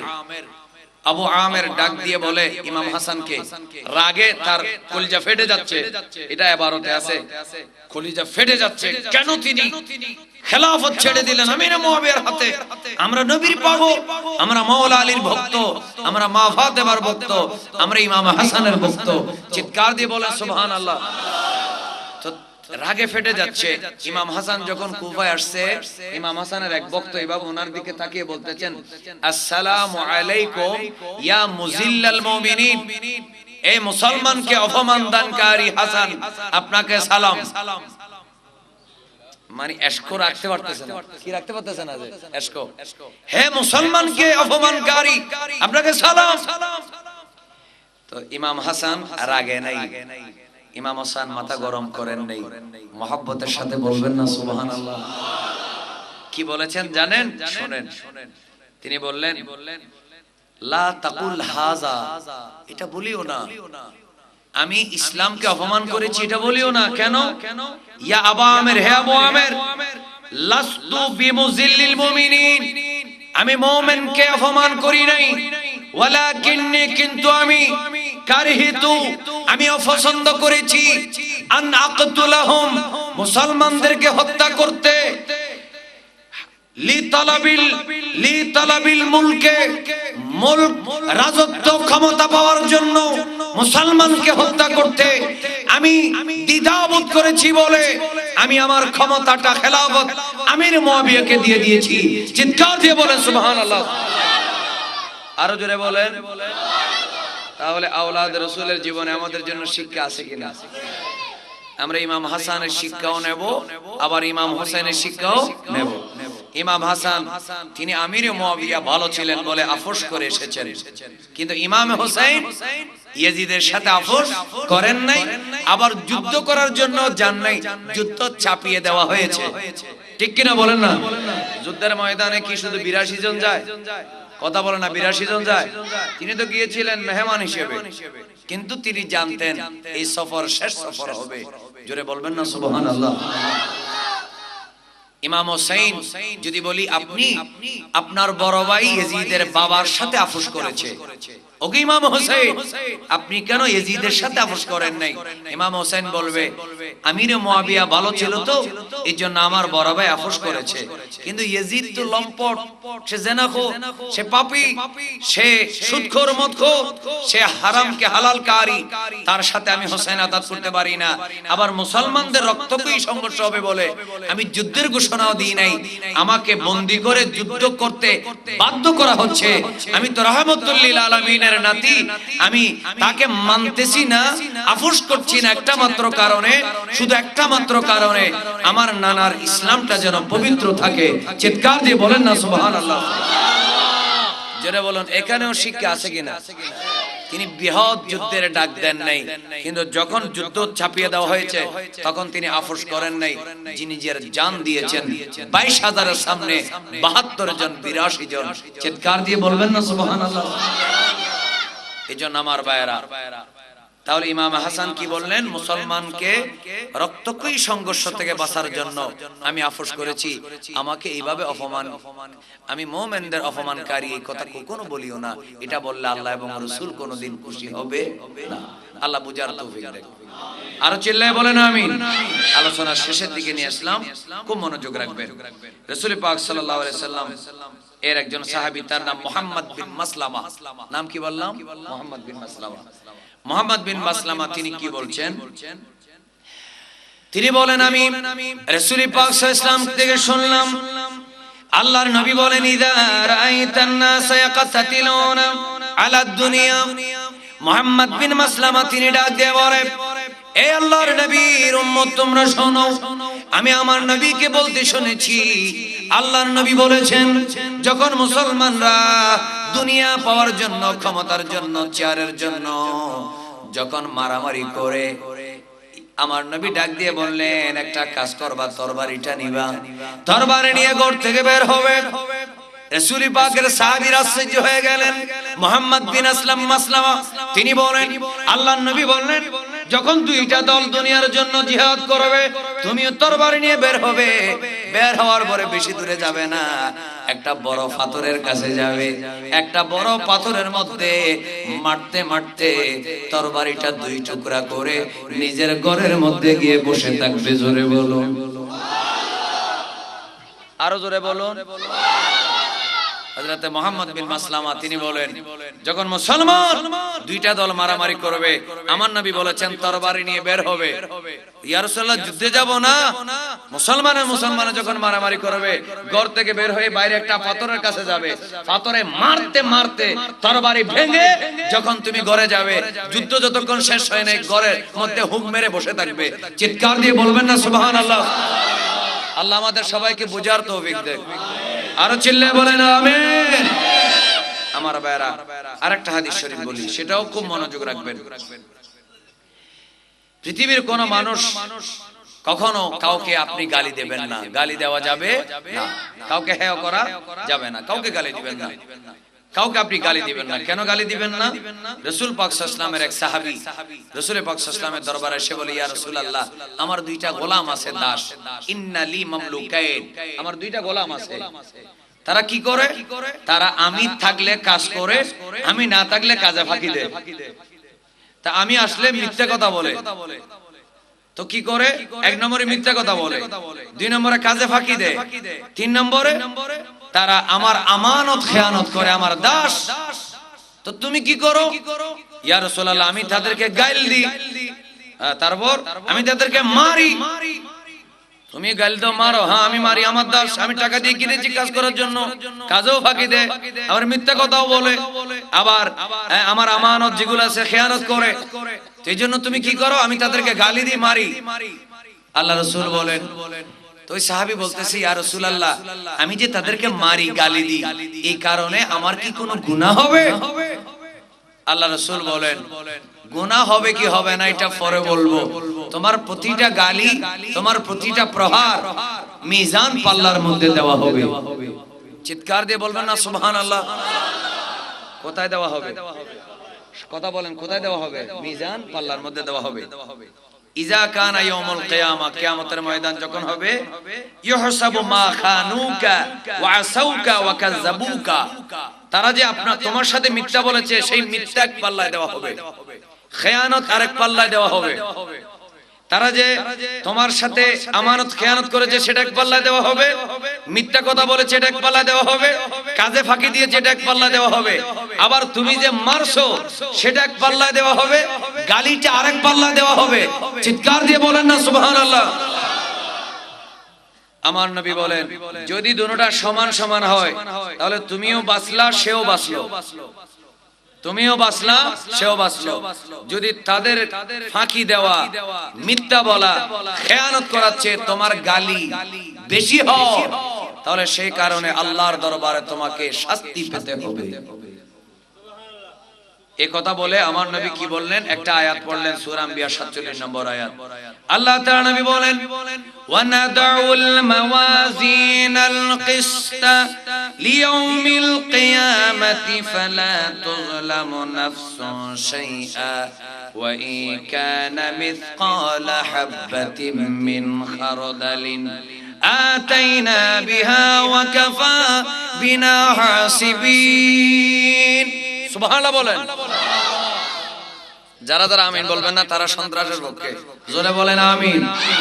আরো চিল্লে বলেন আমিন।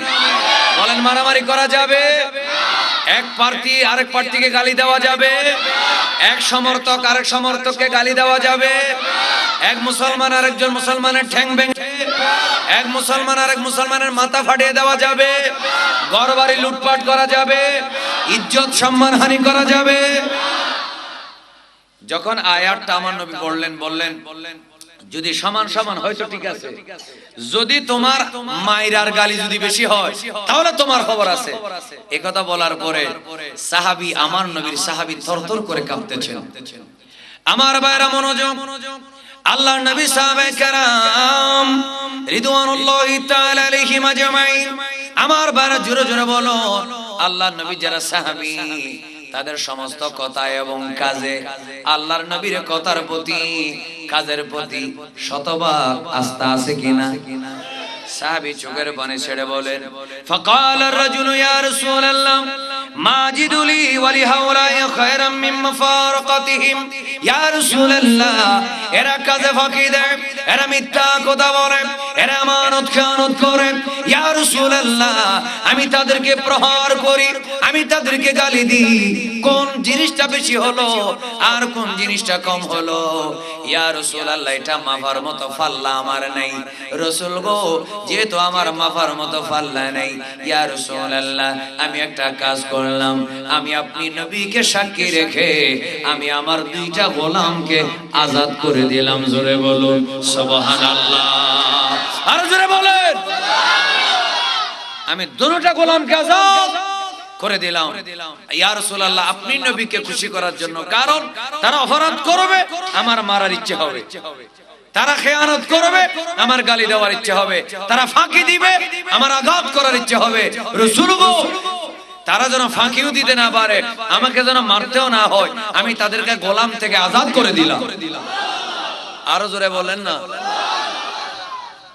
এখানে অনেক শিক্ষা আছে, এর মধ্যে শুধু আমি একটা কথা বলতে যাচ্ছি, গাইল যেটা বাতাসে চলে গেছে এটাও কিন্তু মিজান পাল্লায় দেওয়া হবে, ঠিক কিনা বলেন না?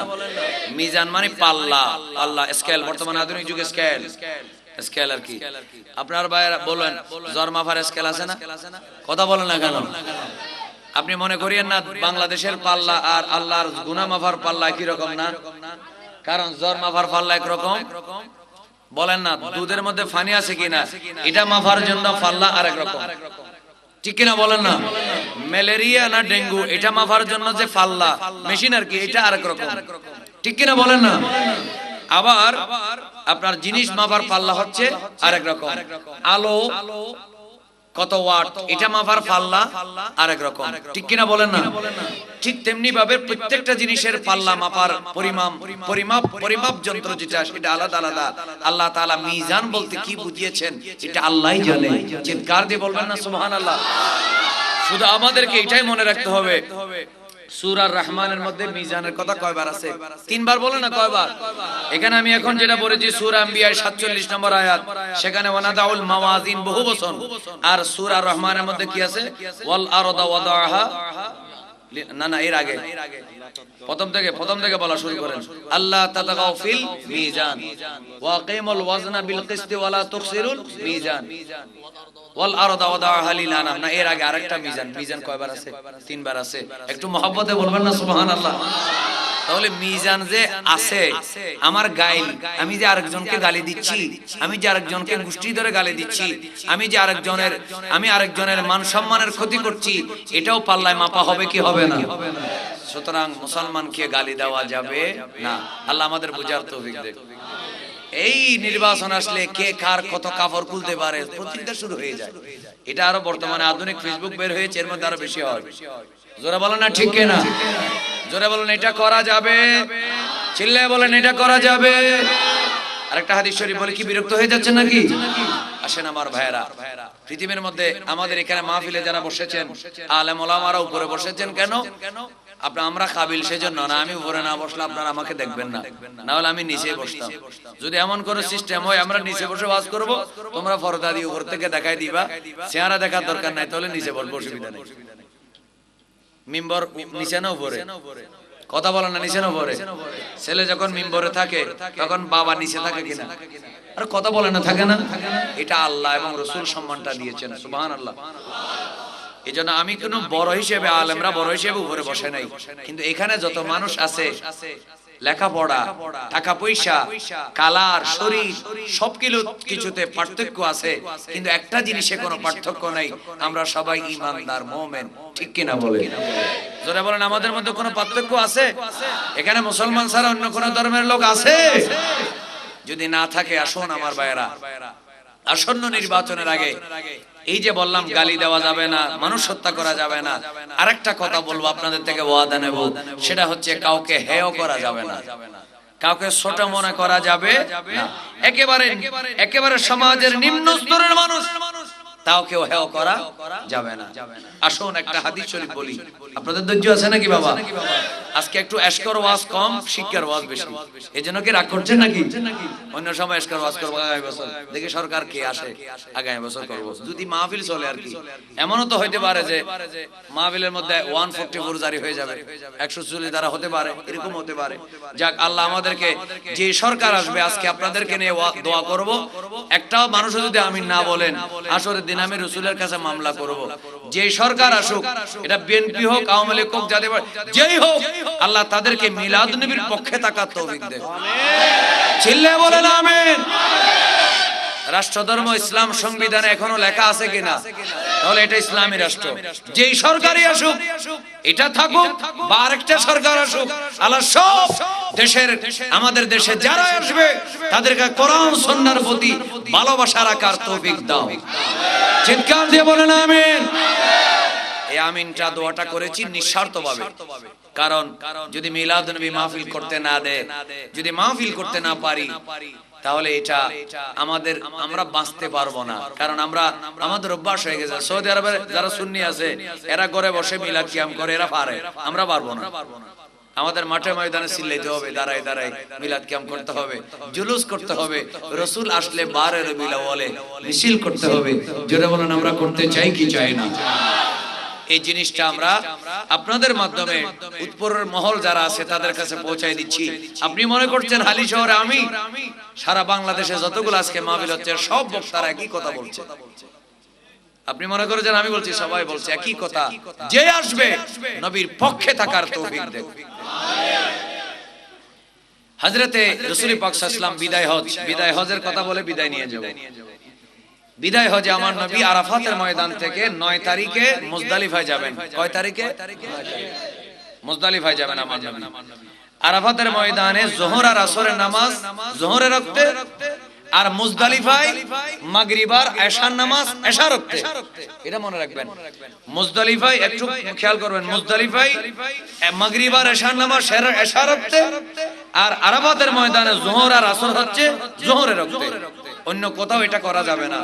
আল জামু বাইনা সালাতাইন, এটা শুধুমাত্র আরাফা এবং মুজদালিফার মধ্যে, অন্য কোথাও এটা করা কি নাই, জায়েজ নাই। মনোযোগ। আল্লাহ রাসূল সাল্লাল্লাহু আলাইহি ওয়াসাল্লাম আরাফাতের ময়দান থেকে মুজদালিফার দিকে রওনা দিবেন। এমন সময় সবাই কয়জন জানেন? আমার দিকে দেখেন, একজন, দুইজন, 100, 200, 1,24,000 সাহাবী আমার নবীর সাথে আরাফাতের ভাষণ শুনেছেন। চিৎকার দিয়ে বলবেন না সুবহানাল্লাহ? কয়জন? সবাই বলেন না কয়জন? 1,24,000। এইটা চিল্লাকে, এটা আমার দিকে দেখেন, 1,24,000। আমার ভাইরা মনোযোগ। ইসলাম কেমন মানবতার ধর্ম, সাম্যের ধর্ম। আল্লাহর নবী সাহাবায়ে কেরামদেরকে বললেন চলো যাই, আমরা মুজদালিফার দিকে যাব। আরাফাতের ময়দান থেকে আমরা যোহর আসর একসাথে আদায় করলাম, আর মাগরিব এশা মুজদালিফার মধ্যে গিয়ে এশার নামাজের সময় আমরা আদায় করব। এই কথা বলে আল্লাহর নবী যখন রওনা দিচ্ছেন, 1,24,000 সাহাবী আমার নবীর সাথে রওনা দিবে। এমন সময় আল্লাহর নবী হঠাৎ ডাক দিলেন, এ আমার সাহাবীরা দাঁড়াও। সাহাবায়ে কেরাম আশ্চর্য হয়ে গেলেন, আল্লাহর নবী রওনা দিতে চাচ্ছেন, হঠাৎ কেন দাঁড় করায় দিলেন? আল্লাহর নবী ডাক দিলেন দাঁড়াও। সাহাবায়ে কেরাম আল্লাহর নবী যা বলে মানে, রাসূল দাঁড়ায় থাকতে বললে দাঁড়ায় থাকে, আল্লাহ রাসূল বসে থাকার জন্য বললে বসে থাকে, আল্লাহ রাসূল হাঁটতে বললে হাঁটে। শুধু তা নয়, সাহাবায়ে কেরাম আমার নবীকে এমন ভাবে ভালোবাসতেন, আল্লাহর নবী সাগরে ঝাঁপ দিতে বললে সাহাবায়ে কেরাম সাগরে ঝাঁপ দেওয়ার জন্য রেডি ছিলেন। জোরে বলুন সুবহানাল্লাহ। আরো জোরে বলেন। কারণ সাহাবীদের অন্তরে আমার নবীর প্রতি ভালোবাসা আছে কিনা? সাহাবায়ে কেরাম বলে, ইয়া রাসূলুল্লাহ, আপনি চলে যাওয়ার জন্য বলেন, আবার দাঁড়াতে বললেন। আমার নবী ডাকতে বলে দাঁড়াও। আনসার দাঁড়িয়ে আছে, মুহাজিররা দাঁড়িয়ে আছে, কেউ কোনো কথা বলে নাই। ইয়ামানের কিছু লোক এসে হঠাৎ করে বলল, আমরা কেন এতক্ষণ দাঁড়িয়ে আছি, বোঝা নিয়ে গাঠি নিয়ে মুজদালিফার দিকে রওনা দেব, দাঁড়িয়ে থাকবো কেন? আল্লাহ রাসূলের খারাপ লাগছে, কিছু বলে নাই। কিছুক্ষণ পরে একটা ছোট বাচ্চা আসছে, তার নাম ওসামা বিন যায়েদ রাদিয়াল্লাহু তাআলা আনহু। চিৎকার দিয়ে বলবেন না সুবহানাল্লাহ?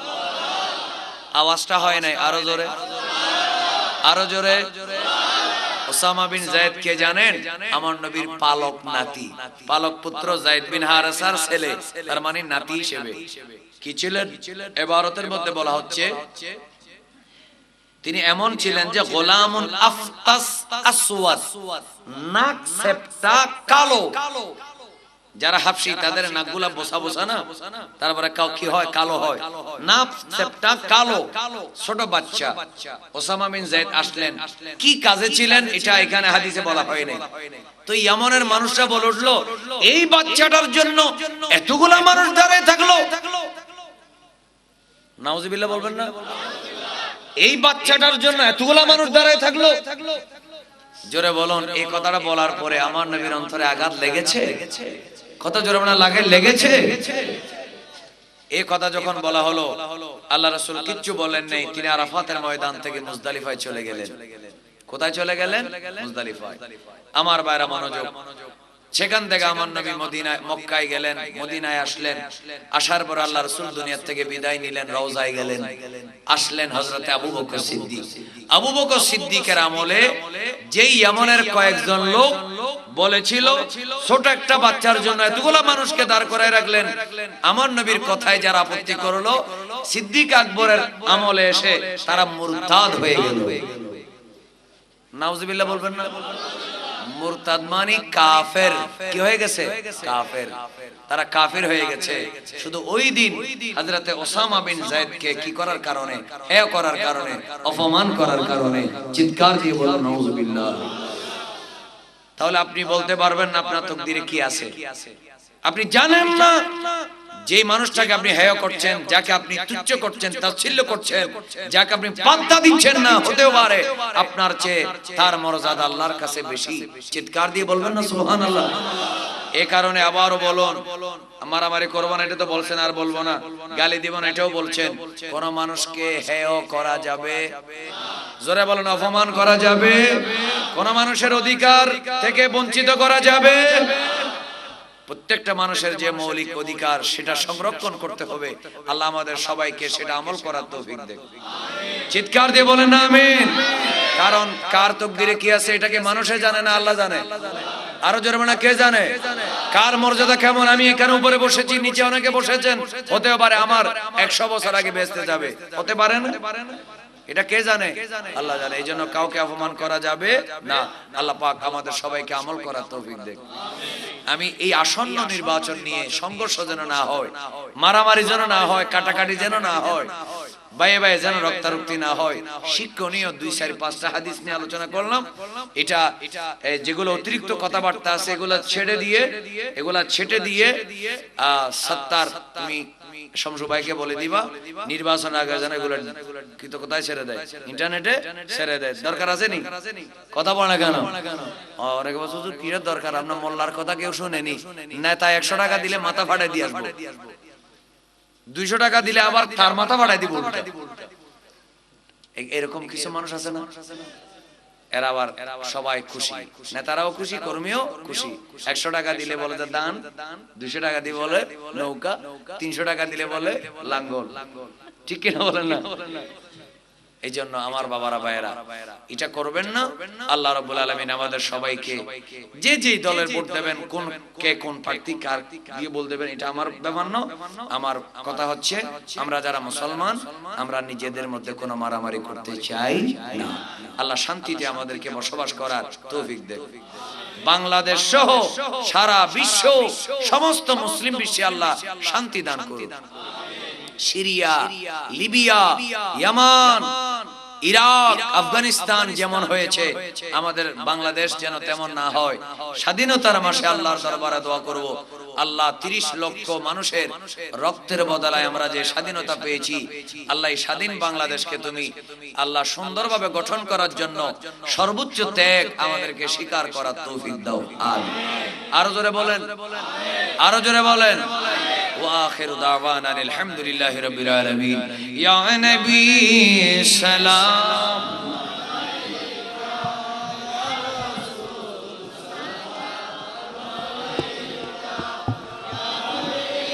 سلام علیکہ سلام از طفیل غوث اعظم بادشاہ ہے دو عالم صدقہ امام اعظم دور ہو سب ہی رنجا غم یا نبی یا رسول سلام یا حبیب سلام علیکہ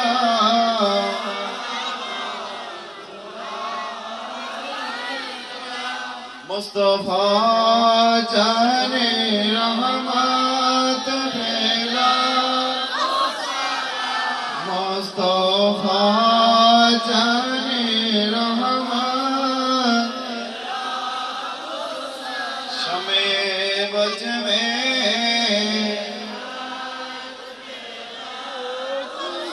غوث اعظم امام متقی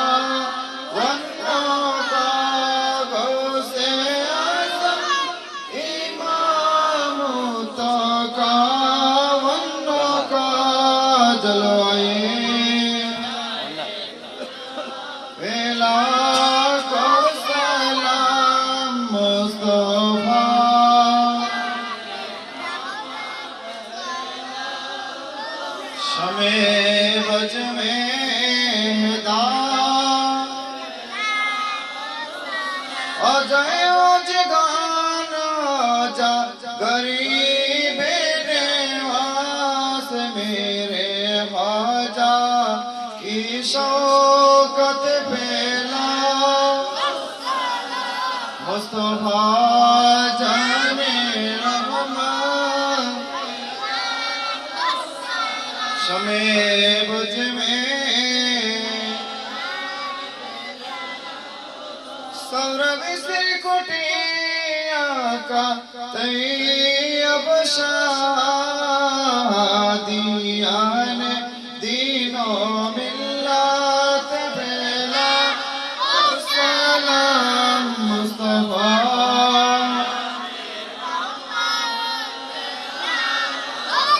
شمع بج میں ہدا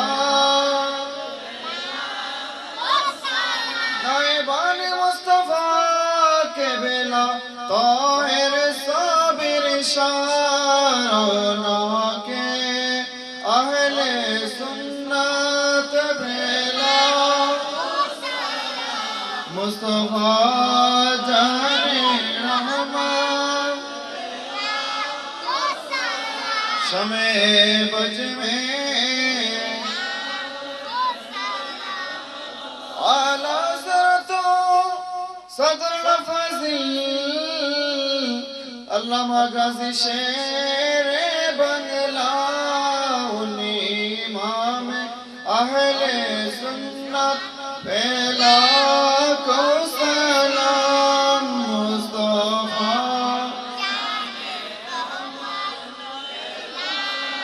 شمع بج میں ہدا بلغ العلا بکمالہ একটু মহব্বত একবার বলুন আমিন। ربنا ظلمنا انفسنا وان لم تغفر لنا وترحمنا لنكونن من الخاسرين اللهم صل وسلم وبارك على سيدنا ونبينا ومولانا محمد طب القلوب ودوائها وعافية الأبدان وشفائها ونور الأبصار وزيائها وكشف الأحزان وجلائها وعلى آله وأصحابه دائما يا رب العالمين. اللهم صل وسلم. اللهم يا دائم الفضل على البرية ويا باسط اليدين بالعطية ويا صاحب المواهب السنية ويا دافع البلايا والبلية صل على سيدنا ونبينا ومولانا محمد وعلى آله البررة النقية فاغفر لنا بالعشاء والعشية ربنا توفنا مسلمين والحقنا بالصالحين يا رب العالمين. الله হারি শহর আল্লাহ মুন্সিপাড়া নূর খান চৌধুরী জামে মসজিদের দক্ষিণ পাশে আজাদিয়া সুন্নিয়া ইসলামী সংগঠনের ব্যবস্থাপনায় রব্বুল আলামিন যেই আল্লাহ যে মাহফিল হলো আল্লাহ যারা মাহফিলের আয়োজন করলেন যারা মাহফিলের মধ্যে শ্রম দিলেন কষ্ট করলেন রব্বুল আলামিন যারা মাহফিলের মধ্যে হাজির হয়ে কোরআন সুন্নাহর বয়ান শুনলেন আল্লাহ দরুদ শরীফ পড়লেন সুবহানাল্লাহ বললেন জিকির আজকার করলেন দুই কানা গুনার হাত বাড়ায় দিলেন রব্বুল আলামিন আল্লাহ সকলের পক্ষ থেকে আমাদের মা বোনেরা যারা হাত তুলে দিয়েছেন আল্লাহ সবার জিন্দেগির আল্লাহ সকল গুনাহগুলো আমরা স্মরণ করে তওবার নিয়তে হাত বাড়িয়ে দিয়েছি আল্লাহ আমাদের সবার পক্ষ থেকে আজকের এই নূরানি মাহফিলকে তুমি কবুল করে নাও আল্লাহ ইয়া আল্লাহ ইয়া আল্লাহ ইয়া আল্লাহ আল্লাহ এই মাহফিলের সওয়াব কোটি গুণ বৃদ্ধি করে আমাদের সকলের আকা মাওলা তাজদারে দো আলম নূরে মুজাসসাম সৈয়দুল মুরসালিন মুহাম্মাদুর রাসূলুল্লাহ সাল্লাল্লাহু আলাইহি ওয়াসাল্লাম নূরানি কদম মুবারকে পৌঁছায়া দাও আল্লাহ तमाम আম্বিয়া কেরাম সমস্ত নবীগণ যে যে রওজায় শহীদ আছেন আল্লাহ সকলের দরবারে সওয়াব কদম পৌঁছে দাও আল্লাহ तमाम আসহাবে রাসূল মুহাজিরিন তাবিন তবে তাবিনে মে মুস্তাহিদিন সালফে সালিহিন মুহাদ্দিসিন মুফাসসিরিন চার মাযহাবের ইমাম শরীয়তের ইমাম তরিকতের ইমাম হাদিসের ইমাম তাফসীরের ইমাম আল্লাহ শরীয়তের ইমাম তরিকতের ইমাম ইলমে হাকিকতের ইমাম আল্লাহ तमाम আইম্মে কেরামের দরবারে দরবারে পৌঁছে দাও বিশেষ করে গৌসুল আজম দস্তগীর খাজা গরিব নওয়াজ বাউদ্দিন নকশবন্দি মসজিদ আল-ফুসানি শাহুদ্দিন সোহরাওয়ার্দী ইমাম আহমদ রেজা খাঁ ফাজিল বেরলভী রহমাতুল্লাহ দরবারে পৌঁছে দাও আল্লাহ ইয়া রাব্বাল আলামিন মুফতি নঈমুদ্দিন মুরাদাবাদী মুফতি আহমদ ইয়ার খান আইমিশো আল্লাহ গাজী শের বাংলার কাদের রহমাতুল্লাহ আলাইহি সারা বিশ্বের জমিনে চট্টগ্রামের জমিনে আল্লাহ হালি শহরের জমিনে সিলেটের জমিনে আল্লাহ সারা আরবে আজমে পাকিস্তানে ভারতে বাংলার জমিনে যত তোমার মাহবুব বান্দারা শহীদ আছে মাওলা তাদের সবার দরবারে দরবারে পৌঁছায়া দাও আল্লাহ শাহজালাল শাহ পরান গরিবুল্লাহ শাহ মিসকিন শাহ শাহ মানো শাহ আল্লাহ শাহজাহান আউলিয়া মুহসিন আউলিয়া হযরত খাজা আব্দুর রহমান চৌধুরী কুতুবুল আলম সৈয়দ আহমদ শাহ শ্রীকোটি গৌসে জামান সৈয়দ মোহাম্মদ তৌফিক রহমাতুল্লাহ আলাইহি আল্লাহ সহ হযরত হালি শহরের হাফেজ মনিরউদ্দিন নূরুল্লাহ রহমাতুল্লাহ আলাইহি দরবারে পৌঁছাইয়া দাও রব্বুল আলামিন আমরা যারা হাত তুলেছি আমাদের আজকের এই মাহফিলের সওয়াব আজাদিয়া সুন্নিয়া ইসলামিক সংগঠনের ভাইরা যারা মাহফিলের আয়োজন করলেন আল্লাহ যারা মাহফিলে বসে দুইখানা হাত বাড়াই দিলেন গভীর রজনী মধ্য রজনী আল্লাহ মেহেরবানি করে আমাদের যাদের মা নাই যাদের বাবা নাই দাদা নাই দাদি নাই আত্মীয় স্বজন নাই ও আল্লাহ যাদের মুরব্বীরা কবরের মধ্যে শায়িত আছে আল্লাহ আজকের এই মাহফিলের সওয়াব আমাদের মা জননী আমাদের বাবা আমাদের দাদা দাদি আমাদের হকদারে গানা বেরাদারের কবরে পৌঁছায়া দাও সবাই জুড়ে বলি রব্বির হামহুমা কামা রব্বায়ানি সগীরা রব্বির হামহুমা কামা রব্বায়ানি সগীরা মা মাবুদ গো, আমরা যারা হাত তুলেছি আমাদের সওয়াবগুলা সারা বিশ্বের সকল মুমিনের কবরে পৌঁছায়া দাও। আল্লাহ এই মাহফিলের উসিলায় আমাদের মুরব্বীরা মার পক্ষে, বাবার পক্ষে, নিজের শ্বশুর শাশুড়ির পক্ষে, আল্লাহ যত মুরব্বীরা পূর্ববর্ষা ঈমান নিয়ে গত হয়েছেন, কবরে আছেন, আল্লাহ হালি শহরের জমিনে, আল্লাহ এখানে অনেক ডিস্ট্রিক্টের অনেক মানুষ হাত তুলেছে। আল্লাহ এক একজনের কবরস্থান, এক একজনের বাবা, এক একজনের মা এক এক জায়গায় আল্লাহ কেমন আছে জানি না, মেহেরবানি করে সবার মা বাবার কবরকে তুমি আজকের এই মিলাদুন নবীর দরুদের উসিলায় তুমি জান্নাত বানাইয়া দাও। আল্লাহ আমাদের গুনাহগুলো মাফ করে দাও। আজাদিয়া সুন্নিয়া ইসলামী সংগঠনের ভাইদের গুনাহ মাফ করে দাও। আল্লাহ আমরা যারা হাত তুলেছি, আল্লাহ মুরব্বীরা, যুবকরা সবার গুনাহ মাফ করে দাও। আল্লাহ মা বোনদের গুনাহ মাফ করে দাও। আল্লাহ সকল যুবক যুবতীর গুনাহ মাফ করে দাও। আল্লাহ আমাদের সবার হায়াত, রিজিক, ইজ্জত, সম্মানে বরকত দাও। আল্লাহ যারা মাহফিল আয়োজন করেছেন তাদের দুনিয়া আখিরাতকে সুন্দর করে দাও। মোহাম্মদ ফুরকান দোয়া চেয়েছেন, রব্বুল আলামিন তার পক্ষে আমাদের দোয়া কবুল করে নাও।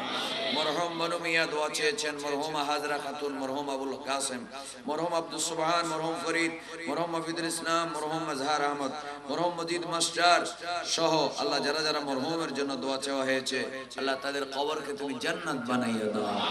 আল্লাহ আমাদের মুরব্বীদের কবরকেও তুমি জান্নাত বানাইয়া দাও। আল্লাহ এখানে আমার বড় ভাই মাওলানা আব্দুল সত্তার সাহেব তিনি উপস্থিত আছেন, আমি ওনার সাথে অনেক আগের থেকেই পরিচয়।